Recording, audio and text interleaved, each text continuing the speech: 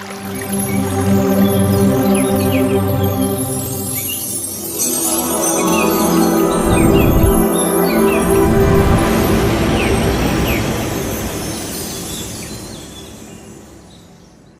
బంధువులందరికీ ఆత్మ ప్రణామాలు మాస్టర్స్.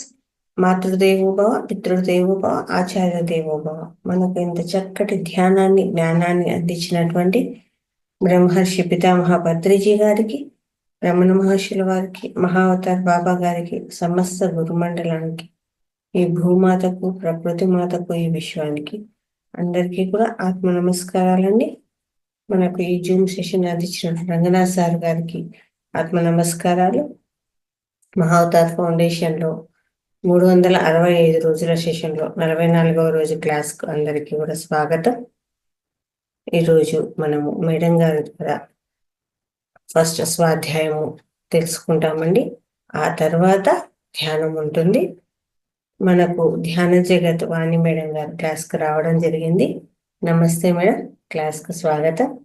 డే 1 క్లాసు మేడం గారి ద్వారా తీసుకోవడం జరిగింది. ధ్యానము, స్వాధ్యాయము, సజ్జన సాంగత్యము అంటే ఏంటి, ఏ ఏ స్థితుల్లో మనం ధ్యానంలోకి రాగలుగుతాము అంటే ఫస్ట్ ఏ స్టెప్ ఉంటుంది, పూజలు, తర్వాత స్తోత్రాలు, జపాలు, ఆ తర్వాత ధ్యానము, లయము, ఇలా ఇన్ని స్టెప్స్ ఉంటాయి. ఇన్ని జన్మలు దాటుకుంటే గాని ధ్యానము అనే మాట మనకు వినపడదు. మూలాధారం నుంచి ఆజ్ఞాచక్రం వరకు ఎలాంటి స్థితులు ఉంటాయి అని చక్కగా మనకు తెలియజేశారండి మేడం గారు. అందరూ కూడా మేడం గారికి ఒకసారి గట్టిగా క్లాప్ చెప్తూ క్లాస్కి వెల్కమ్ చెప్తాము. నమస్తే madam. Thank you madam. Lalitha madam. Yes ma'am. Lalitha madam, thank you very much. మరి మహావతార్ ఫౌండేషన్ ప్లాట్ఫామ్ సృష్టికర్త మరి రంగనాథ్ గారికి, బెంగళూరు మాస్టర్ వారికి నా యొక్క ధన్యవాదాలు తెలుపుకుంటున్నాను. బ్రహ్మర్షి పితామహ పత్రిజీకి నా యొక్క ఆత్మపూర్వక నమస్కారాలు తెలుపుకుంటున్నాను. మరి ఈ రోజు మనం ఈ అద్భుతమైన ప్లాట్ఫామ్ ద్వారా ఒక చక్కటి శీర్షికతో, అంశంతో మరి నేను మీ ముందుకు వచ్చాను. అదేంటంటే పవర్ ఆఫ్ నౌ, వర్తమాన క్షణంలో ఉన్నటువంటి శక్తి ఏంటి, దానిని మనం ఎలా పట్టుకోవాలి, అసలు అదేంటి, దాని యొక్క గొప్పతనం ఏంటి ఫస్ట్ తెలుసుకుంటే కదా దానిని మనం తీసుకోవాలనేది మనకు తెలుస్తుంది. అసలు వర్తమాన క్షణం అంటే ఏంటండి చెప్పండి కదా. అసలు ఫస్ట్ మనకి ఏం కావాలి తెలుసుకుందాం. వర్తమాన క్షణమో భవిష్యత్తు గతం పక్కకు పెట్టేయండి. అసలు మనకి ఏం కావాలి మనకు ప్రశాంతత కావాలి కదా. ఏది ఎట్లనన్నా ఉండనియండి, ఎవ్రీథింగ్ మనకు ఇష్టం ఉన్నట్టు ఏది ఉండదు. ఏది ఎక్కడ ఎలా ఉంటే దానిని అక్కడ అలా రిసీవ్ చేసుకుంటూ పీస్ఫుల్ గా ఉండాలి. దిస్ ఈస్ ద రూల్ అన్నమాట. ఇక్కడ మనం జీవించడానికి మనకు కావాల్సింది ముఖ్యమైన అవసరం అది. ఏది అవసరం అండి మీకు అంటే, డబ్బులు కావాలని కొందరు అంటుండొచ్చు, కొందరేమో పాస్తులు కావాలంటుండొచ్చు, లేకపోతే కొందరు ఇంకేదో పేరు ప్రతిష్టలు, ఏవి లేకున్నా సరే ప్రశాంతంగా ఉండడం అయితే వెరీ ఇంపార్టెంట్. ఇవన్నీ ఉండి కూడా ప్రశాంతంగా లేని వాళ్ళు చాలా మంది ఉంటారు సొసైటీలో. కానీ అవి ఉన్నా లేకపోయినా ప్రశాంతంగా ఉండడం, రైట్, వన్ థింగ్. ఇంకో ఏం కావాలి మనకు ఇక్కడ జీవించడానికి అంటే ఆనందం కదా. ఏది ఉన్నా ఏది లేకపోయినా ఆనందంగా ఉండగలగాలి, అంటే అన్కండిషనల్ గా ఉండగలగాలన్నమాట. నేను ఇలాగుంటే ఇలాగా ఉంటాను, ఇలాంటి తల్లిదండ్రులు పుడితేనే నేను అలాగా ఎదుగుతానని కాదు. అసలు ఎక్కడ ఏది ఎలా ఉంటే దానిని అక్కడ యాజ్ ఇట్ ఈజ్ గా తీసుకుంటూ దాని నుంచి మనం హ్యాపీనెస్ పొందుతూ దాంతో ప్రశాంతంగా జీవించగలగాలి కదా. గులాబీ పువ్వు వచ్చిందండి మన దగ్గరికి, ఆ గులాబీ పువ్వు స్మెల్ చూసి హాయిగా దానిని జడలోనో లేకపోతే టేబుల్ వ్యాసులోనో పెట్టుకొని దానిని ఆనందించాలి. కానీ అరే దీన్ని చామంతి పువ్వులాగా ఎలా మారుద్దాము, ఎట్లయినా చేసి దీన్ని చామంతి పువ్వు వాసన తెప్పియాలంటే వీలు కాదు. అలాగే ఇంట్లో భర్త అయినా, భార్య అయినా, పిల్లలైనా, లేకపోతే మనం చేసే ఉద్యోగం అయినా, లేకపోతే మనం చేస్తున్న వ్యాపారం అయినా 10 మందితోటి కలిసి చేస్తాం కాబట్టి అది మనం అనుకున్న విధంగా ఉండకపోవచ్చు. మనం పెట్టుకున్న సర్టెన్ రూల్స్ అండ్ రెగ్యులేషన్స్ లో అది ఉండకపోవచ్చు. ఉండనంత మాత్రాన గందరగోళం చేసి ఎదుటోళ్ళని బాధ పెట్టి మనం బాధపడిపోయి ఇన్ని రకాలు చేస్తే అది ఉండేం లాభం మనకు. కాబట్టి ఈ ప్రపంచంలో ప్రతి ఒక్కరికి కావాల్సింది ఏంటయ్యా అంటే ప్రశాంతత అండ్ ఆనందం. సో ఈ రెండు కావాలంటే ఏం చెయ్యాలి? ఏం చెయ్యాలి? కళ్ళు మూసుకొని కూర్చొని ధ్యానం చేయాలి కదా. కళ్ళు మూసుకొని కూర్చొని ధ్యానం చేయడానికి ప్రశాంతంగా రూమ్ అంతా మంచిగా పెట్టుకుంటాము, చక్కగా ఒక అగరబత్తి వెలిగిస్తాము, లైట్లు డిమ్ చేస్తాము, అన్ని చేసి ఎవరు నన్ను డిస్టర్బ్ చెయ్యొద్దు అని చెప్పి కళ్ళు మూసుకొని కదలకుండా కూర్చోగానే తగులుతుంటాయి అనమాట. బొంబార్డింగ్ మొదలవుతుంది అనమాట. ఆలోచనలు వచ్చి ఢబా ఢబా తగులుతుంటాయి మనకి. అసలు ఒక క్షణం అన్నా మనం దాంట్లో కూర్చోగలుగుతామా? ప్రశాంతంగా ఆనందంగా ఉండగలుగుతామా? ప్రశాంతంగా ఎప్పుడు వస్తుంది? ఆలోచన రహిత స్థితిలో ప్రశాంతత వస్తుంది. ఆలోచన రహిత స్థితిలో వచ్చే విశ్వశక్తి వల్ల ఆనందం వస్తుంది. మరి మనం కళ్ళు మూసుకోగానే ఇంకా మొత్తం బాంబులు వచ్చి పడ్డట్టు ఆ ఇజ్రాయెల్ గజా మీద అట్లా బాంబులు వచ్చి పడుతుంటే మనకి ఇంకెక్కడ ప్రశాంతత, ఎక్కడ ఆనందం కదా. కాబట్టి ధ్యానం చేస్తున్నా సరే ఆనందంగా ఉండడం అనేది మన చేతుల్లోనే ఉంటుంది.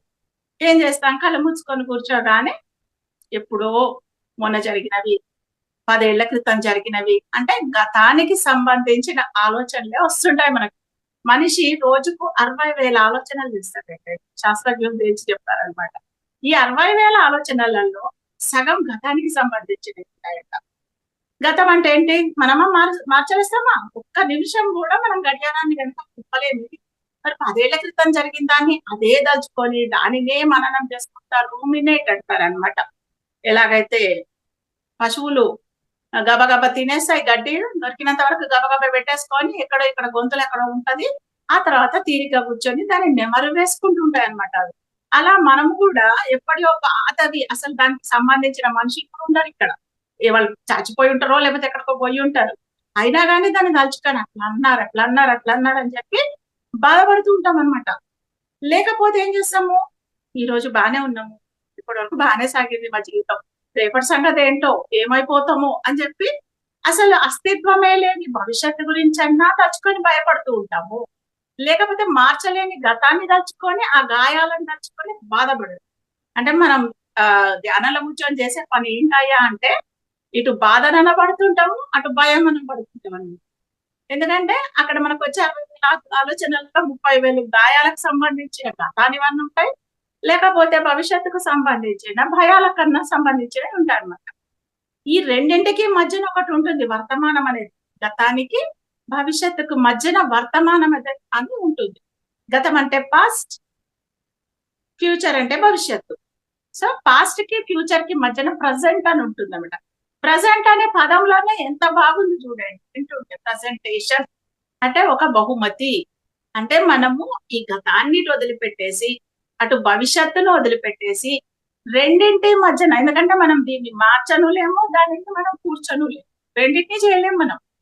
దాని బదులు ఈ రెండింటి మధ్యన ఒక్క ఫ్రాక్షన్ ఆఫ్ వర్తమాన క్షణం ఏదైతే ఉందో దాంట్లో మనం ఉండగలగాలి ధ్యానంలో. అంటే 60,000 ఆలోచనలు ప్రతిరోజు చేస్తుంటామా? మనం ధ్యానంలో కూర్చున్నప్పుడు ఈ 60,000 ఆలోచనలు ఏంటా అని చెప్పి పరిశీలిస్తాం అనమాట. అందుకే ఇక్కడ ఏం చెప్తారంటే ఫస్ట్ దీని గురించి ఒక 7 పాయింట్లు అద్భుతంగా ఇచ్చారండి. ద పవర్ ఆఫ్ నవ్ అనే బుక్ లో ఎకార్ట్ టోల్ అని ఆయన అమెరికన్ శాస్త్రవేత్త అనమాట, సైకాలజిస్ట్. సో ఆయన ఎంతో వేలాది మంది మైండ్లతోటి ఆయన ఎన్నెన్నో ప్రయోగాలు చేసి వాటి యొక్క పరిశోధనల సారాంశంతో ద పవర్ ఆఫ్ నవ్ అని ఒక అద్భుతమైన గ్రంథాన్ని వర్తమాన క్షణంలో మనం ఉంటే మన జీవితం ఎంత అద్భుతంగా ఉంటుంది తెలియజేసేటువంటి కొన్ని పాయింట్స్ తోటి మనకు బ్యూటిఫుల్ బుక్ అందించారు. ది పవర్ ఆఫ్ నవ్ ప్రతి ఒక్కరు చదివి తీరాల్సిన పుస్తకం అనమాట. సో దాంట్లో ఉండేటువంటి పాయింట్స్ ని మనం ఇప్పుడు డిస్కస్ చేస్తున్నాము. సో దీంట్లో అంటే ఫస్ట్ ఓవరాల్ గా మనం తెలుసుకోవాల్సింది ఏంటంటే ప్రతి మనిషికి కూడా చిన్న పెద్ద ముసలి ముత్తక బీద గొప్ప ఎవరైనా కానివ్వండి, ఏ కులమైనా కానివ్వండి, ఏ మతమైనా కానివ్వండి, వాళ్ళకి కావాల్సింది ప్రశాంతత, ఆనందం. ఈ రెండు మౌలికంగా ప్రతి ఒక్కళ్ళకి కావాలి. ఆ తర్వాత డబ్బు, దశకము, బ్యాంక్ అకౌంట్లు అవి ఇవి వేరే సంగతి. గోల్డ్ ఉందా, డైమండ్స్ ఉన్నాయా తర్వాత సంగతి. బట్ ఈ రెండు ఉంటే వాటిని ఉన్న వాటినన్నా కనీసం ఎంజాయ్ చేస్తారు వాళ్ళు. సో ఇవన్నీ తెలుసుకోవాలంటే మనకి 7 పాయింట్స్ ఉన్నాయి. ద ఫస్ట్ పాయింట్ ఏంటంటే you are not your mind. మీరు మీ యొక్క మనసు కాదు అని ఫస్ట్ చెప్తారనమాట రచయిత. మీరంటే మీ మనసు కాదు. నిజమే కదా. నేనంటే నా పేరు వాణి అండి. ఓకే. నేనేం చేస్తుంటాను, ధ్యాన జగత్ మ్యాగజైన్ కి ఎడిటర్ గా చేస్తుంటాను. ఇంకా ఏం చేస్తాను, మాకు పిల్లలు ఉన్నారు, వాళ్ళ అవసరాలన్నీ చూస్తుంటాము. ఇంకా ఏం చేస్తాము, ఖాళీ సమయాలలో ఉంటుంది. ఇదా నేనంటే నా యొక్క శరీరము, నా యొక్క మనస్సు, నేను చేసే ఆలోచనలు అనమాట. మనస్సు అంటే ఆలోచనల పుట్ట కదా. నేను ఆలోచనలు రోజుకి 60,000 ఆలోచనలు చేస్తామంట. మరి ఆ 60,000లో నేను ఎన్ని ఆలోచనలు నా గురించి చేస్తున్నాను, ఎన్ని ఆలోచనలు ఎదుటి వాళ్ళ గురించి చేస్తున్నాను, దాని యొక్క సముదాయం నేను ఇక్కడ కదా. తర్వాత నా యొక్క ఆత్మ, ఈ 3 కలిస్తే మనం. కనుక ఈ మూడింటిలో నేనంటే కేవలం నా శరీరం కాదు, నేనంటే కేవలం నా మనసు కాదు, నేనంటే నా యొక్క ఆత్మ. ఈ శరీరంలో నివసిస్తూ ఈ మనస్సు ఆధారంగా బాహ్య ప్రపంచంలో జీవిస్తున్నటువంటి అద్భుతమైన ఆత్మ నేను. ఇది ఫస్ట్ మనం తెలుసుకోవాల్సిన మౌలిక సత్యము. సో ఇక్కడ మనం తెలుసుకోవాల్సింది you are not your mind. నువ్వు అంటే కేవలం నీ మనసే కాదు అన్న సంగతి తెలుసుకోవాలన్నమాట. ఇప్పుడు మనం చెప్పుకున్నాం గంటకు సరే ఒక రోజుకి మనం 60,000 ఆలోచనలు చేస్తున్నాం. అంటే గంటకి ఎన్ని 2,500 ఆలోచనలు చేస్తున్నాం అనమాట మనం. సో ఈ 2,500 ఆలోచనలు కూడా ఒక గంట మనం ధ్యానం చేసాం. మీరు పొద్దున్న లేచి గంట సేపు ధ్యానం చేస్తానండి. ఏం చేస్తామంటే గంట సేపు కూర్చొని 2,500 ఆలోచనలు చేస్తుంటాం అనమాట. సో ఈ 2,500 ఆలోచనలు అసలు ఏంటివి అని చెప్పి ధ్యానంలో కూర్చుని మనము శ్వాస మీద ధ్యాస పెట్టి అట్లా మనం స్టెబిలైజ్ అయిన తర్వాత ఆలోచనలను గమనించాలన్నమాట. ఏంటి ఆలోచనలు, ఎందుకు వస్తున్నాయి నా దగ్గరికి ఈ ఆలోచనలు అని చెప్పి మన ధ్యాసను మన శ్వాస నుంచి ఆలోచనల వైపు మలుస్తుండాలన్నమాట. అంతే కదా. ఫస్ట్ మనం ఏమనుకుంటాం, శ్వాస మీద ధ్యాస పెట్టి శ్వాసనే గమనించండి. అతి సహజంగా జరుగుతున్న శ్వాసను గమనిస్తూ ఉండండి అంటే అది మనల్ని మనం స్టెబిలైజ్ చేసుకునేంత వరకు శ్వాసను గమనిస్తూ ఉంటే మెల్లిమెల్లిగా శ్వాస క్రమంగా చిన్నదైతూ 2 కనుబొమ్మల మధ్యన ఆగిపోతుంది కదా. అప్పుడు మళ్ళీ మనం ఏం చేస్తామంటే అక్కడ కూర్చుని మన లోపలికి వస్తున్న ఆలోచన సరళిని గమనించాలి, విట్నెస్ చెయ్యాలి. ఎలా గమనించాలి అంటే ఇప్పుడు నాకు ఒక సమస్య వచ్చింది. ఓకే, నాకు ఒక సమస్య వచ్చినప్పుడు నేనేంటంటే ఆ సమస్య నుంచి ఎలా బయటపడాలి అని చెప్పి విపరీతంగా టెన్షన్ పడిపోతుంటా కదా. మనకి సమస్యలు వస్తే టెన్షన్ పడతాం కదా. సో నేను టెన్షన్ పడుతుంటే మా పక్కింటా వచ్చి కూర్చొని ఏంటి ఏమో కాస్త టెన్షన్ గా కనపడుతున్నారంటే ఇదండి సమస్య అన్నప్పుడు ఆమె ఈ చిన్నదానికి మీరు టెన్షన్ పడతారా ఏంటండి బాబు అని చెప్పేసేసి ఆవిడ ఒక సలహా ఇస్తుంది మనకి. అరే నాకెందుకు తట్టలేదు ఈ సలహా అని చెప్పి వెంటనే ఆ సలహా నమ్మకరిస్తూ ఆ సమస్య సాల్వ్ అయిపోతుంది. మరి నాకంటే ఆమె పెద్ద గొప్ప తెలియగలది ఏం కాదు. బట్ ఆమె ఇచ్చిన సలహాతోటి నాకు ఎట్లా వర్కౌట్ అయింది అంటే నేను ఇన్వాల్వ్ అయ్యి అటాచ్డ్ గా నేను ఉన్నాను కాబట్టి నాకు టెన్షన్ వచ్చింది. కానీ థర్డ్ పర్సన్ లాగా ఆమె అటాచ్డ్ గా లేదు అక్కడ. ఆమె ఒక విట్నెస్ లాగా ఆ సమస్యను చూసింది కాబట్టి అది పరిష్కార మార్గాలు ఆమెకు కనపడతాయి. కనుక మనం తెలుసుకోవాల్సింది ఏంటంటే మనం ఎప్పుడైతే ఇన్వాల్వ్డ్ గా నాకే ఎందుకు వచ్చింది, అయ్యో నేనే బాధపడుతుంది ప్రపంచంలో, నా అంత బాధ ప్రపంచానికి ఎవ్వరికి లేదు అన్న ఫీలింగ్ తోటి మనం అని కనుక ఆ సమస్యలో కూర్చొని పోతే మన ఫోకస్ అంతా సమస్య వైపు వెళ్తుంది అన్నమాట. అదే మనము థర్డ్ పర్సన్ లాగా పక్కింటామలాగా వచ్చి సమస్యను చూడడం మొదలు పెట్టామనుకోండి, ఎవరికో వచ్చింది సమస్య, నాకు కాదు వచ్చింది, ఇంకెవరికో వచ్చింది సో అండ్ సో XYZ వచ్చింది, అప్పుడు నేను ఎలా దీన్ని డీల్ చేస్తాను అని చెప్పేసి మనం పక్కకి జరిగే సమస్యను చూస్తే అప్పుడు మన ఫోకస్ అంతా కూడా సొల్యూషన్ వైపు వెళ్తుంది అన్నమాట. ఓకే, సో కనుక మనము ధ్యానంలో కూర్చొని ఉన్నప్పుడు ఆ విట్నెస్ కాన్షియస్నెస్ ని పెంచుకోవాలి, సాక్షి తత్వాన్ని పెంచుకోవాలి. ఎలాగైతే శ్వాస దానంతట అదే జరుగుతుంది, మనమేం పట్టుకొని పంపు కొట్టి తీయట్లేదు కదా శ్వాసని, దానంతట అది సహజంగా జరుగుతున్న శ్వాసని ఎలాగైతే ఒక విట్నెస్ లాగా గమనిస్తున్నామో, ఒక సాక్షుల్లాగా గమనిస్తున్నామో, అలాగే వచ్చిపోయే ఆలోచనలను కూడా సాక్షుల్లాగా గమనించాలి. గమనించినప్పుడు మనకి ఏమర్థమవుతుంది అని అంటే ఇందులో సగానికి సగం గతానికి సంబంధించినవి, సగానికి సగం భవిష్యత్తుకు సంబంధించింది, ఇప్పుడు ఈ క్షణంకి సంబంధించి ఒకటి కూడా లేదు. పైగా 2,500లలో 2,499 కూడా ఎవరి గురించో ఉంటాయి ఆలోచనలు. మన గురించి ఒక మహా అయితే ఒకటి ఉంటుంది, ఒక్కొక్కసారి అది కూడా ఉంటుంది.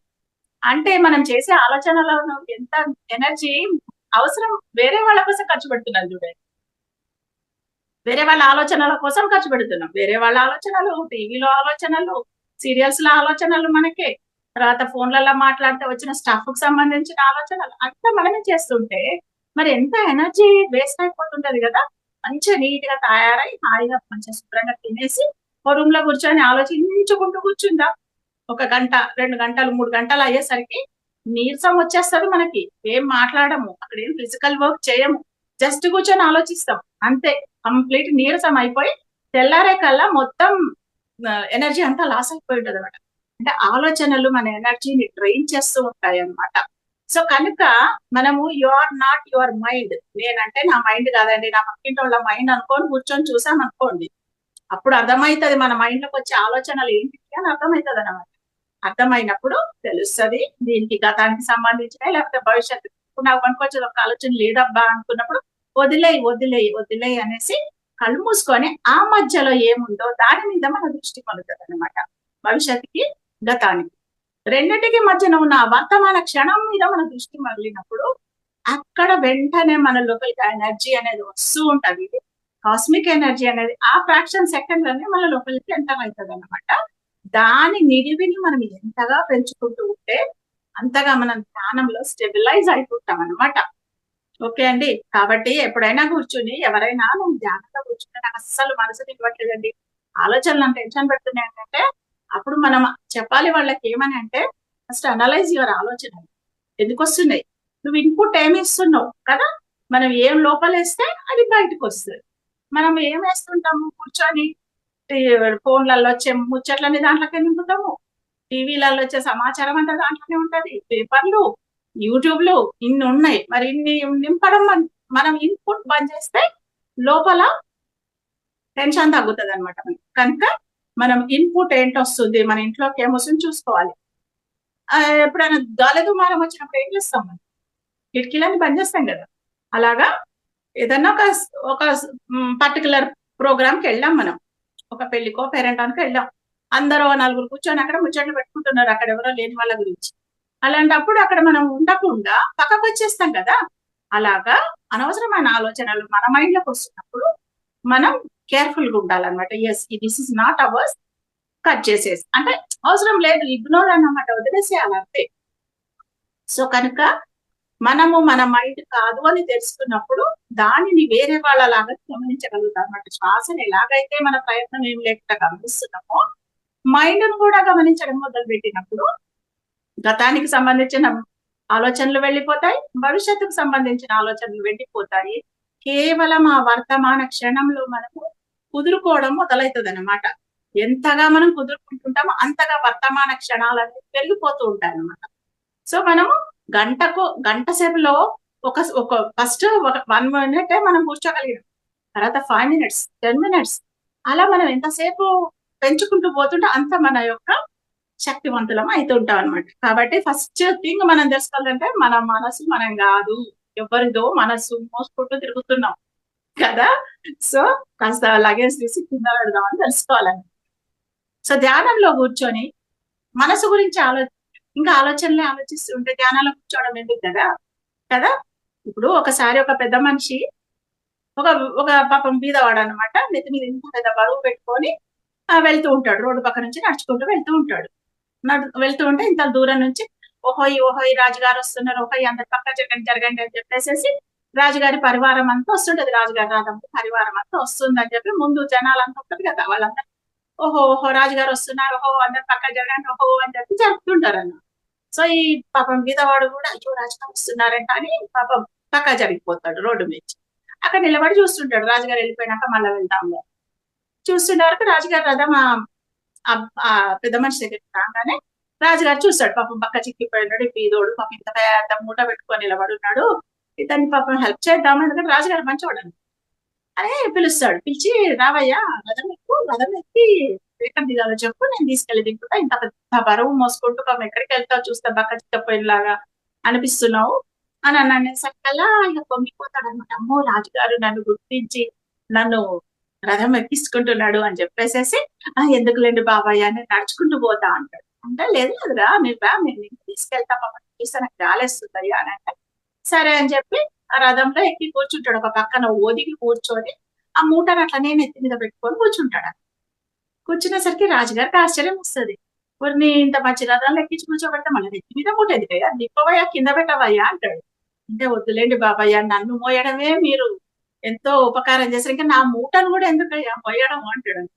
అంటే ఆల్రెడీ నెత్తి మీద పెట్టుకొని మోస్తూనే ఉంది రథం, ఇంకా నేను ఎందుకు దింపి కింద పెడితే ఇంకొక ఎందుకు అంటాడు అన్నాడు. అంటే అంత కూర్చోడం. కాబట్టి మనం ఏం మోస్తున్నాం, ఎందుకు మోస్తున్నాం, ఎవరేం మోస్తున్నాం తెలుసుకొని మనకు సంబంధించిన ఆలోచనలు మోస్తే కాస్త మనకు లాభం అవుతుంది. ఆ సంగతి తెలుసుకోవాలి. తర్వాత అంటే దీనికి మనం విట్నెస్ అంటే సాక్షుల్లాగా, ఎట్లాగైతే శ్వాసను సాక్షిలాగా గమనిస్తున్నామో ఆలోచనలను కూడా సాక్షుల్లాగా గమనించాలి. అప్పుడు ఆ యొక్క గతం పోతుంది, భవిష్యత్తు పోతుంది, వర్తమానం హ్యాపీగా ఆనందంగా ఉంటుంది. వర్తమానంలో మనం హ్యాపీగా ఉన్నామంటే భవిష్యత్తులో ఆటోమేటిక్ గా హ్యాపీగానే ఉంటాం కదా. ఈ రోజు పంచుకుంటే రేపు ఆటోమేటిక్ గా మంచిగానే ఉంటాం కదా. So that is the point అనమాట. తర్వాత how to remove the pain. Second point, మనలో నుంచి బాధను ఎలా తీసివేయాలి. ఎలా తీసేస్తాం? కత్తెర పెట్టుకొని కట్ చేస్తామా, లేకపోతే ఇంకేమైనా తీసేస్తామా? బాధలు అనేవి గతం నుంచి వస్తాయి అనమాట. ఆల్వేస్ గతం అనేది మనకు బాధను కలగజేస్తుంది. ఎప్పుడు కూడా వర్తమానంలో ఆనందం తప్ప ఉండదు, ఇంకేముండదు. ఓన్లీ బాధ. మనం బాధతోటి ఉన్నాము అంటే నిన్నటి మోస్తున్నట్టే లెక్క. కాబట్టి జరిగింది జరిగిపోయింది, ఇప్పుడు దాన్ని మనం మార్చలేము. కాబట్టి ఏం చేస్తాం? యాక్సెప్టెన్స్ వల్ల మనలోంచి పెయిన్ అనేది వెళ్ళిపోతుంది అనమాట. కాబట్టి ప్రతిదీ యాక్సెప్ట్ చేసుకుంటూ వెళ్ళడం తప్ప ఇంకొక మార్గం లేదు. అలా ఎలా ఎందుకు జరిగింది అని అంటే జరుగుతుంది, అట్లనే జరుగుతుంది. ఏం చేస్తాం? అది జరిగింది యాక్సెప్ట్ చెయ్యి. అది ఎందుకైంది అని కూర్చుంటే రేపటిది కూడా పోతుంది కదా. కాబట్టి గతాన్ని వదిలేసి రాత్ గయి సో బాత్ గయి, అయిపోయిందా వదిలేసి ఇంకంతే అన్నమాట. తర్వాత కూర్చొని వాళ్ళకి నేను క్షమాపణ చెప్పుకుంటాను, మొన్న ఎప్పుడో జరిగిందాన్ని నేను ఇప్పుడు క్షమాపణ చెప్పుకుంటానని చెప్పి కూర్చొని మనం ఫర్గివ్నెస్ ఎక్సర్సైజ్ చేస్తుంటాం. రోజు చేస్తానండి 40 రోజుల పాటు ఫర్గివ్నెస్ ఎక్సర్సైజ్. అంటే 40 రోజుల పాటు మా పెయిన్ మోస్తున్నట్టే కదా. కాబట్టి no forgiveness exercises, only forget about it. మర్చిపోవాలి. మర్చిపోయి మళ్ళీ వాళ్ళు ఫోన్ చేసినప్పుడు హ్యాపీగా మాట్లాడాలి, లేకపోతే మనమే హ్యాపీగా మాట్లాడాలి. అంటే మనకు తెలుస్తుంది కదా మనం తప్పు చేసినామా, ఎదుటి వాళ్ళు తప్పు చేసినాం.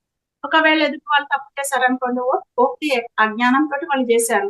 అజ్ఞానులని తెలిసినాక వాళ్ళ గురించి ఆలోచించడం మనకి ఏమన్నా కామన్ సెన్స్ ఉంటుందా కదా. వాళ్ళు బుద్ధి లేని వాళ్ళని తెలిసినాక బుద్ధి లేని వాళ్ళ గురించి మనం ఎందుకు ఆలోచించాలి? ఓకే వాళ్ళు బుద్ధి ఉండి మనల్ని ఒక మాట అన్నారు అన్నప్పుడు దాంట్లో ఏది కరెక్ట్ ఉందా, నిజమే నాలో నేనేమైనా సరి చేసుకునేది ఇంకా చూసి సరి చేసుకొని ఆ మాట అన్నందుకు వాళ్ళకి థ్యాంక్స్ చెప్పాలి. ఓకే, సో ఒకసారి ఫోన్ చేసేసి థ్యాంక్స్ చెప్పేసేసి అక్కడ అది ఆ రబ్బిష్ క్లియర్ చేసేసామనుకోండి, ఇంకా వాళ్ళు ప్రశాంతంగా ఉంటారు, మనం ప్రశాంతంగా కదా. ఆ పెయిన్ ను మోసినా కొద్దీ ఏమైతుంది, ఫస్ట్ మన లోపల రియాక్షన్స్ అవుతుంటాయి అనమాట. వాళ్ళు ఎప్పుడో కలిసినాక వాళ్ళ సంగతి చెప్తా అని చెప్పేసి మనం ఆ ద్వేషం మనసులో పెట్టుకున్నాం అనుకోండి, నిపురవాన్ని లోపల పెట్టుకున్నట్టే. చేతిలో పట్టుకొని నిపురవాన్ని పట్టుకొని తిరుగుతుంటాం అనమాట.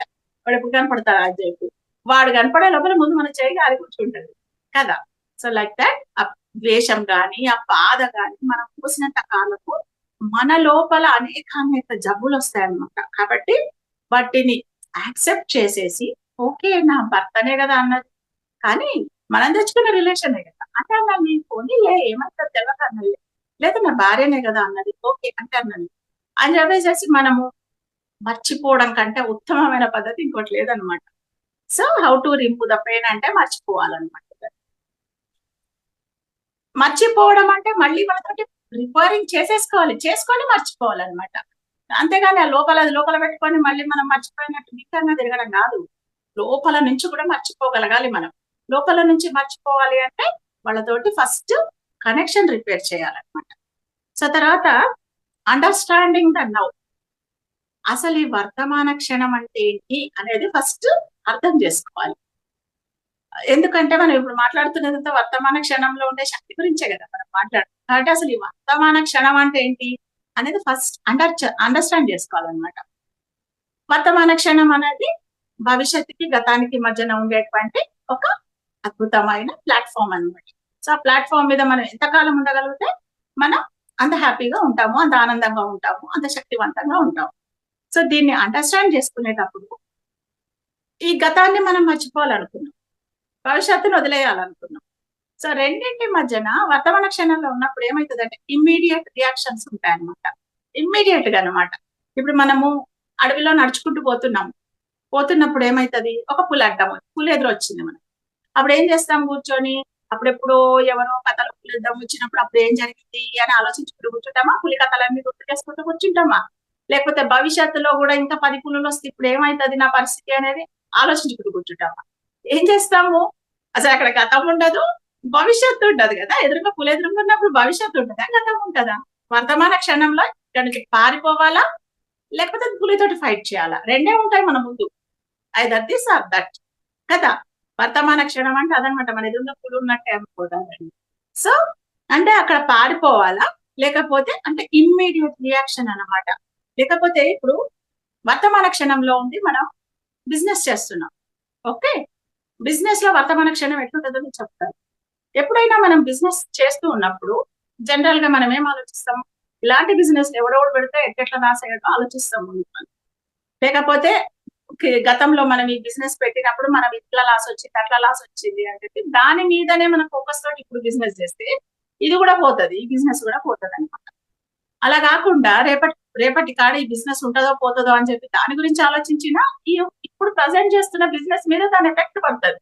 యద్భావం తద్భవతి కదా. అంటే మన భావన ఎలా ఉంటుంది, దాని భవిష్యత్తు అలా ఉంటది అనమాట.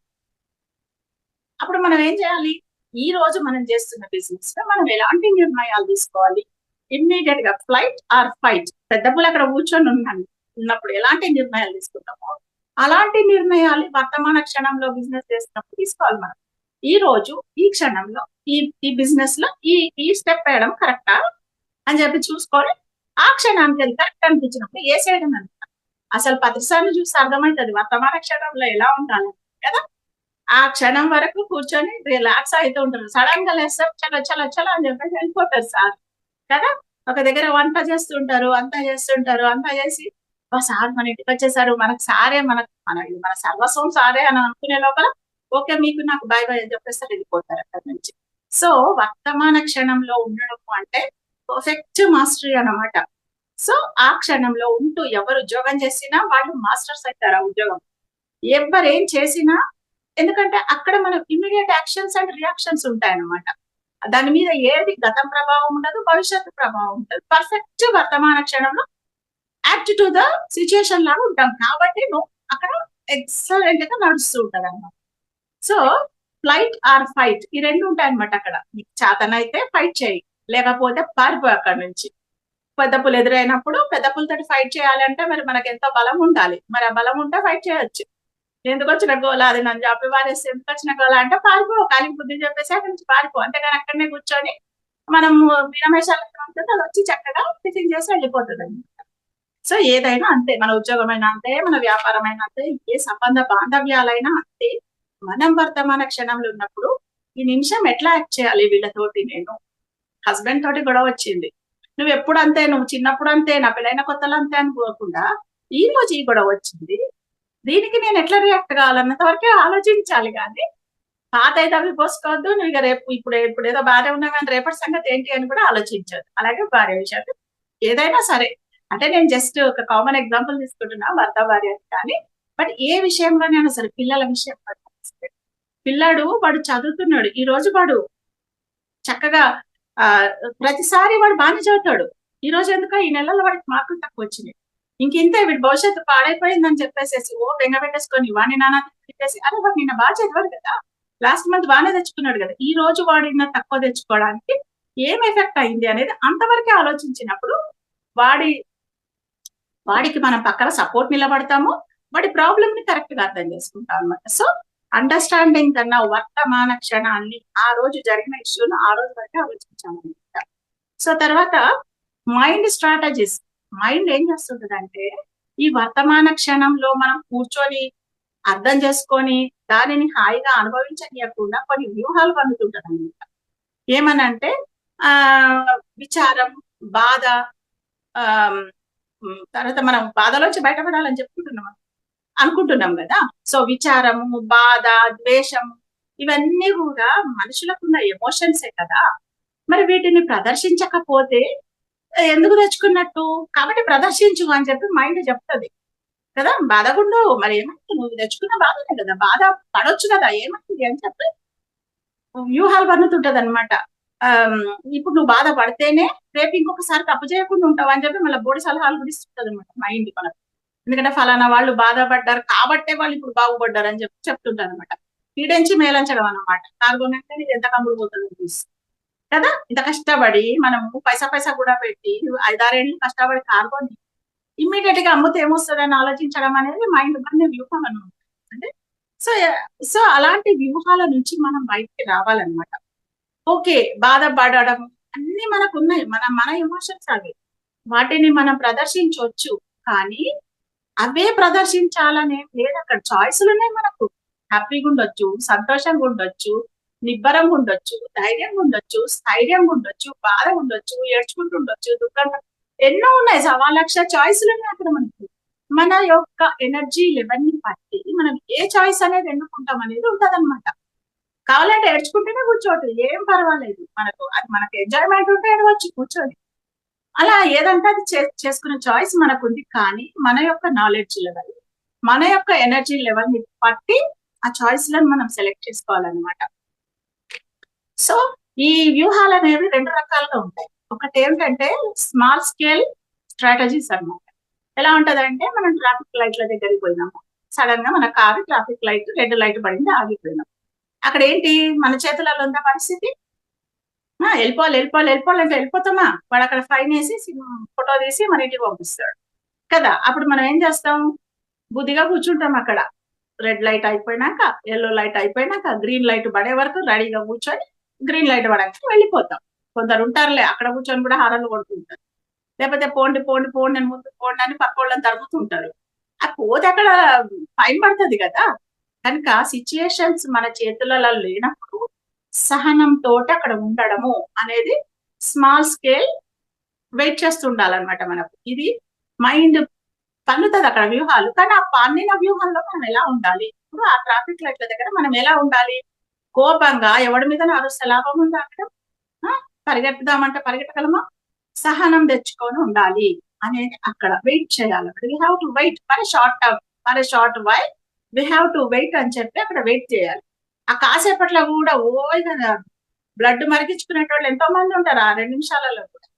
కానీ అలా కాకుండా రిలాక్స్డ్ గా అక్కడ కూర్చొని, ఓకే ఎల్లో లైట్ అవ్వాలి, గ్రీన్ లైట్ ఇవ్వండి, ఇంకా పడాలి ఎల్లో లైట్ అని పడుతుంది అక్కడ. అదంతా ప్రోగ్రామ్డ్, కంప్యూటర్ ప్రోగ్రామ్డ్. మనం టెన్షన్ పడేంత మాత్రం నాకు తెలుస్తుంది కదా.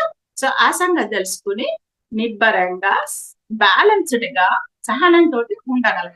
ఎప్పుడు ఉండాలి అట్లా? మన చేతులలో ఏం లేనప్పుడు అట్లా ఉండాలి, తెచ్చుకోవాలి, ఆ సహనం తెచ్చుకోవాలి. ఒక్కొక్కసారి సిచ్యుయేషన్స్ మన చేతులలో ఉంటాయి, అయినా కానీ మనం వెయిట్ చేద్దాం అనుకుంటాం.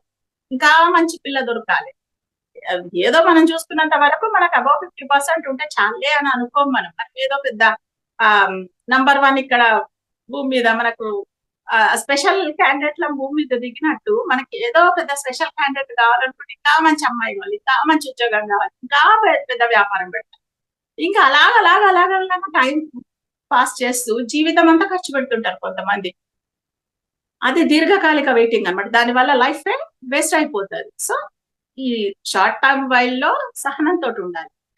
అదే సహనాన్ని మనం దీర్ఘకాలికం దగ్గర చూపించామనుకోండి, ఇంకా సహనంగా వేస్ట్ ఏమవుతుంది, లైఫ్ వేస్ట్ అయిపోతుంది. కాబట్టి ఎంత అవసరమో అంతవరకే వెయిట్ చేయాలి అనేది కూడా తెలుసుకోవాలి.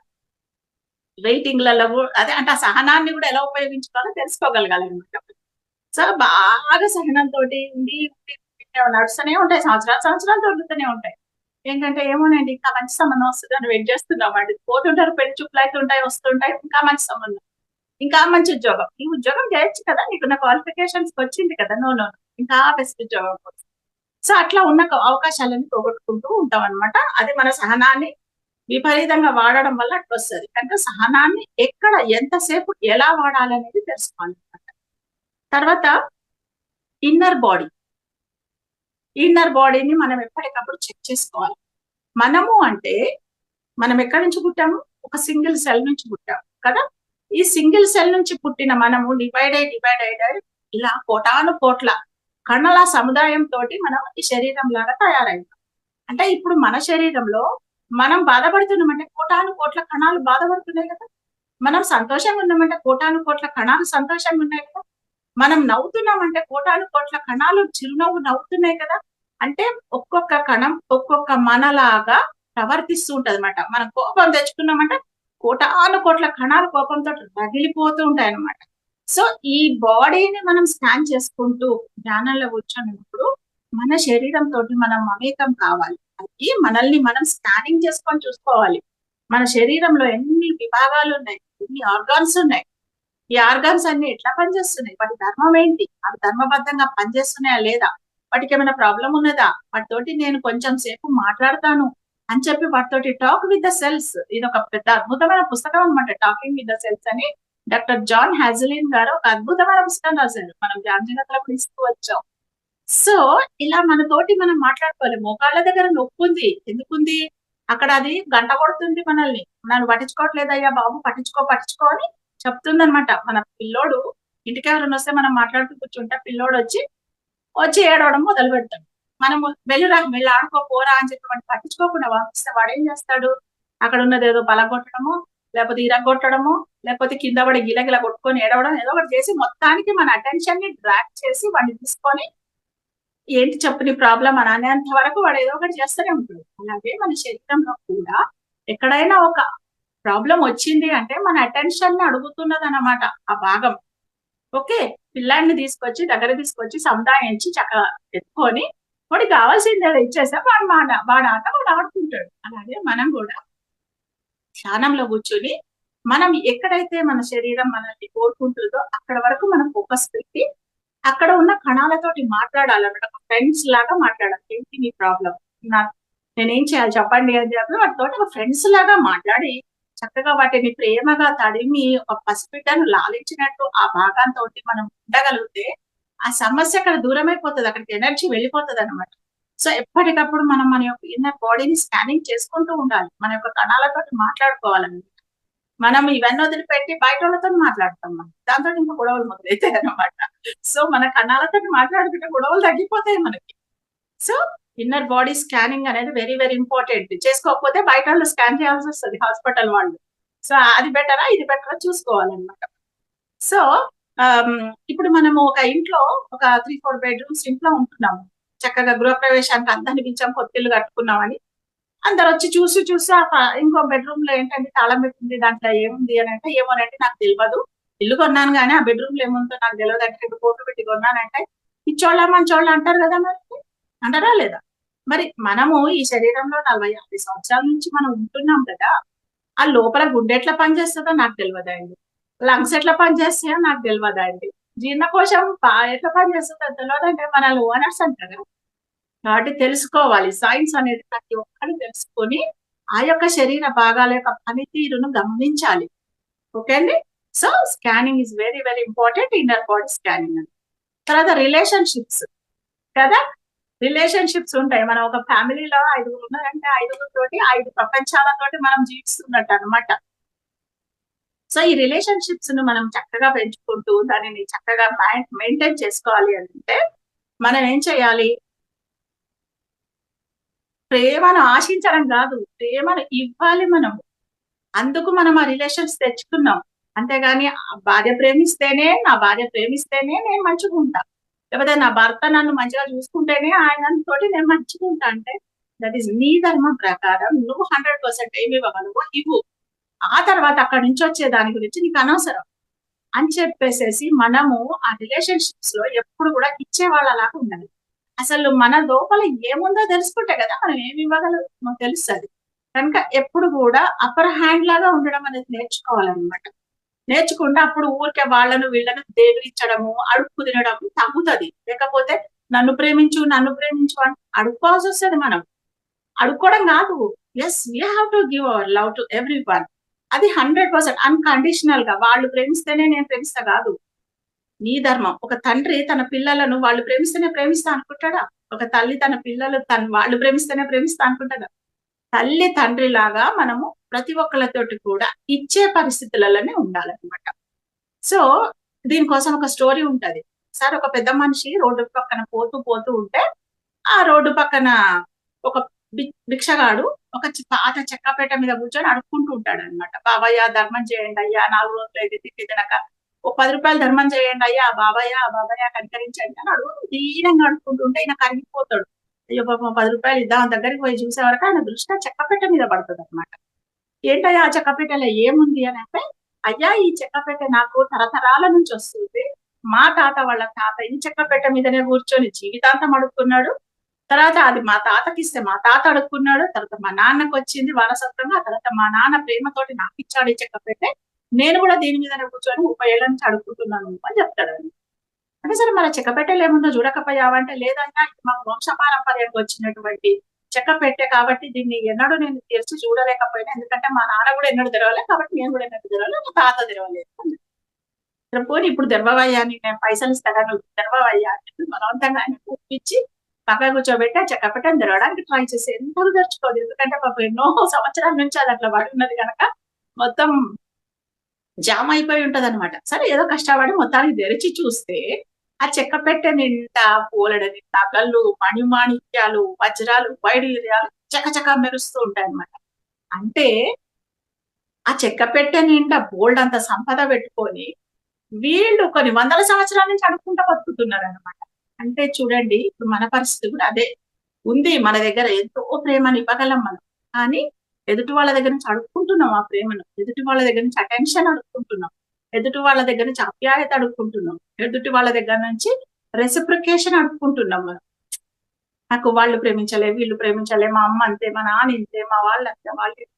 కానీ నువ్వేం చేస్తున్నావు ఇక్కడ, నువ్వేం ఇవ్వగలుగుతావు? ఎవ్రీథింగ్ అప్ టు నేచర్ అని చెప్పి, అంటే ఆ భిక్షగాడి లాగా ఎవ్రీథింగ్ మన దగ్గర పెట్టుకొని అడుక్కునే వాళ్ళలాగా ఉండొద్దు అనమాట మనం. సో ఈ స్టోరీ భలే ఉంటది. ఆ చదువుతూ ఉంటే బుక్ లో నిజమే కదా మన స్టోరీనే ఇదంతా కూడా అనిపిస్తుంది అనమాట. తర్వాత happiness and inner peace. Happiness ఆనందము, తర్వాత ప్రశాంతత అనేది మన లోపలే ఉంది.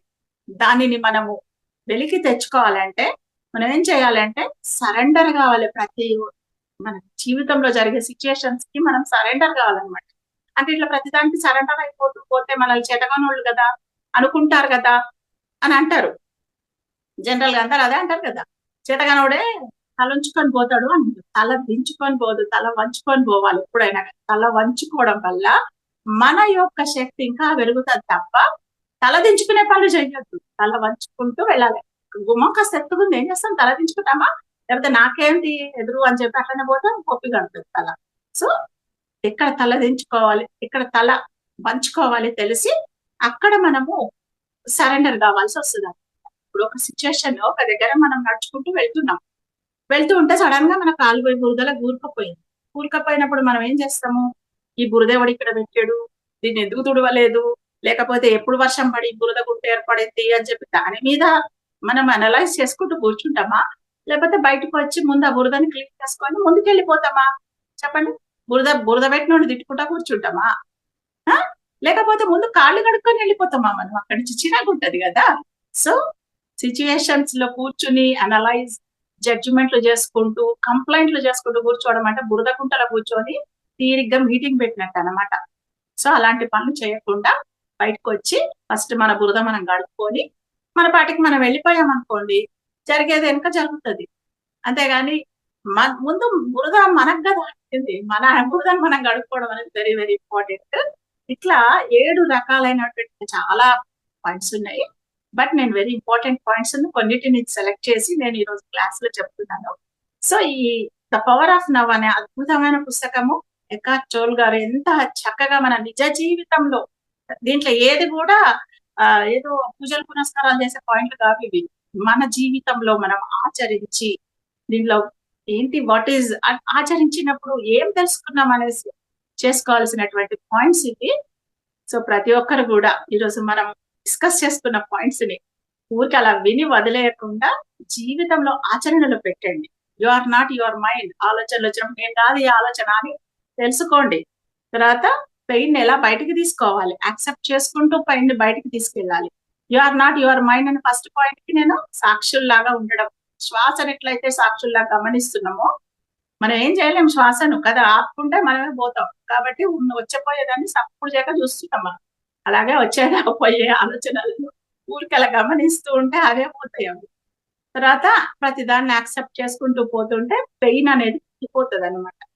తర్వాత అండర్స్టాండింగ్ ద నౌ, వర్తమాన క్షణాన్ని అర్థం చేసుకోవాలంటే ఫ్లైట్ ఆర్ ఫైట్ రెండే పనులు చేయాలి. అంతేగాని కూర్చొని తవ్వి డిగ్గింగ్ పారబట్టుకొని తవ్వుకుంటా కూర్చోవద్దు. తర్వాత మైండ్ స్ట్రాటజీస్, సహనం అనేది స్మాల్ స్కేల్లో ఉపయోగించాల్సి వచ్చినప్పుడు స్మాల్ స్కేల్లో ఉపయోగించాలి, లార్జ్ స్కేల్లో ఉపయోగించాల్సి వచ్చినప్పుడు లార్జ్ స్కేల్లో. ఎక్కడ ఏది ఉపయోగించాలో తెలుసుకొని ఆ సహనంతో మనం అలా ఉండాలి. తర్వాత ఇన్నర్ బాడీ స్కానింగ్ అనేది ఎవ్రీడే చేసుకోవాలి. మనం ప్రతిరోజు ధ్యానంలో కూర్చున్నప్పుడు మన బాడీని మనం స్కాన్ చేసుకుంటే మనం ఈ బాడీకి ఓనర్స్ అనిపిస్తాం. లేకపోతే స్కానింగ్ సెంటర్లు బయట ఉంటాయి కదా, అక్కడ పోయి చేయించుకోవాల్సి వస్తుంది. తర్వాత రిలేషన్షిప్స్, ఇచ్చే వాళ్ళలాగా ఉండాలి, అడుక్కునే వాళ్ళలాగా ఉండకూడదు ఏ రిలేషన్ లో కూడా. ఫ్రెండ్షిప్ లో కానీ, వైఫ్ అండ్ హస్బెండ్ రిలేషన్ లో కానీ, పిల్లల దగ్గర కానీ, ఎక్కడన్నా కానివ్వండి, ఒక ఉద్యోగం దగ్గర కానివ్వండి, నేనేం చేయగలను చూడాలి. అంతేగాని వాళ్ళు ఇక అడుక్కోవడం అనేది ఇక ముచ్చగాడు.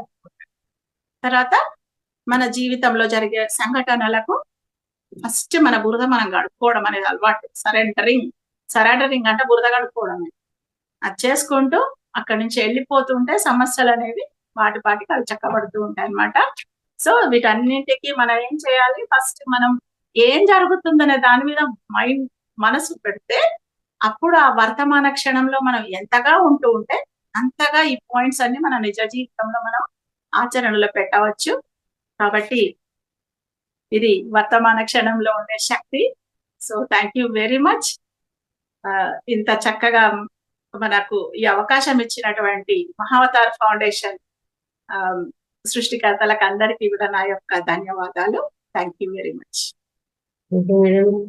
చాలా అద్భుతమైన కాన్సెప్ట్ అండి. ఈ పుస్తకం మనకు అమెజాన్ లో అందుబాటులో ఉందండి. తెలుగులో కూడా వర్తమాన క్షణం యొక్క శక్తి అనేది ట్రాన్స్లేట్ అయింది. అది మన పిరమిడ్ స్టాల్స్ లో దొరుకుతుంది, చూసుకోండి. అండ్ ఇలాంటి అద్భుతమైన పుస్తకాలను నెలకొక పుస్తకం గ్రంథ సమీక్ష లాగా మనము ధ్యాన జగత్తులో ఇస్తున్నాము.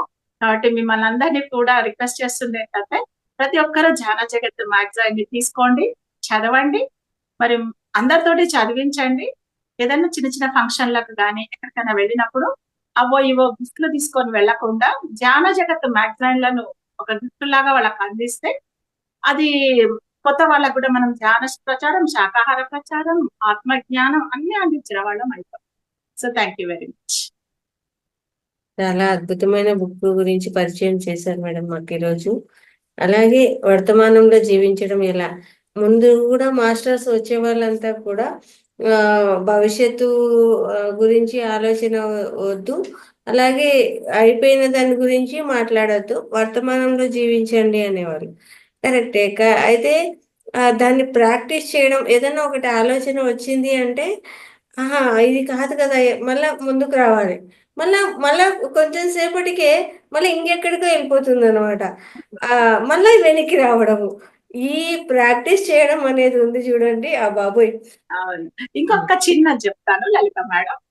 వర్తమాన క్షణంలోనే మనం నిల్చుకొని ఉండాలంటే కొన్ని ఎక్సర్సైజెస్ చేయొచ్చు మనం. అది సరదాగా ఏంటంటే మనం మెట్లు ఎక్కి దిగుతూ ఉంటాం అనుకోండి, మన ధ్యాస మన యొక్క శరీర కదలికల మీద, మనం ఎలా మెట్లు ఎక్కుతున్నాము, ఎలా దిగుతున్నాము, ఎలా మన అడుగులు పడుతున్నాయి అనే దాని మీదనే ధ్యాస పెడుతున్నాం అనుకోండి, ప్రజెంట్ మూమెంట్లు ఉండడం మనకు అలవాటు అవుతుంది. మన శరీరం ఎట్లా కదులుతుంది, మన బాడీ మూవ్మెంట్స్ ఎట్లా నడుస్తున్నాయి అనేది ఆ నడిచేటప్పుడు మెట్లు ఎక్కి దిగేటప్పుడు చూసుకోవచ్చు. అప్పుడు మన వర్తమాన క్షణంలో కనెక్ట్ కావడానికి అది ఒక ఛాన్స్. తర్వాత చేతులు కడుక్కుంటుంటాం ఒక్కొక్కసారి మనం వాష్ బేసిన్ దగ్గర, అప్పుడు ఆ యొక్క సోప్ వేస్తాం. ఆ సోపుకున్న పరిమళాన్ని ఎప్పుడైనా చూస్తాం, అంత ఉంటుందా మనకు వాసన, స్మెల్ ఎట్లా ఉంది, ఎంత బ్యూటిఫుల్ స్మెల్ వస్తా ఉంది. తర్వాత ఆ బుడగలు ఎట్లా వస్తున్నాయి, చేతులు ఎట్లా కదులుతున్నాయి. తర్వాత మనం ట్యాప్ ఓపెన్ చేయగానే నీటి గలగలలు ఎంత బ్యూటిఫుల్ మ్యూజికల్ సౌండ్స్ ఇస్తున్నాయి. ఇవన్నీ 5 నిమిషాల సేపులోనే మనం ఉండొచ్చు వర్తమాన క్షణం. ఓకే, సో ఇలాగనమాట మనం ఎక్కడన్నా మనం ఒక చిన్న తోటలో తిరుగుతూ ఉంటాం. చిన్న చిన్న ఉడతలు వస్తుండే పరిగెత్తుకుంటూ వచ్చి అక్కడ చిన్న బుజ్జి నట్స్ దొరికితే టిక్ టిక్ టిక్ అని తినేస్తూ ఉంటాయి. అవి వాటి మీద ధ్యాస పెడదాం, మనం చూద్దాం అవి ఎట్లా పరిగెడుతున్నాయి. అంటే మళ్ళీ ఆ పక్కన ఎవరైనా ఉన్నారా అది ఇది అని ఎంత చూసుకుంటుంటాయి అవి.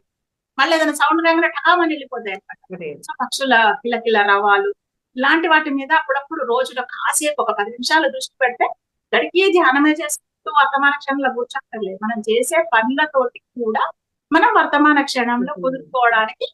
అందుకే ఓషా గారు చెప్తారు, eat while you eating, eat while you are eating. అంటే తినేటప్పుడు ఫుడ్ మీదనే ధ్యాస పెట్టండి.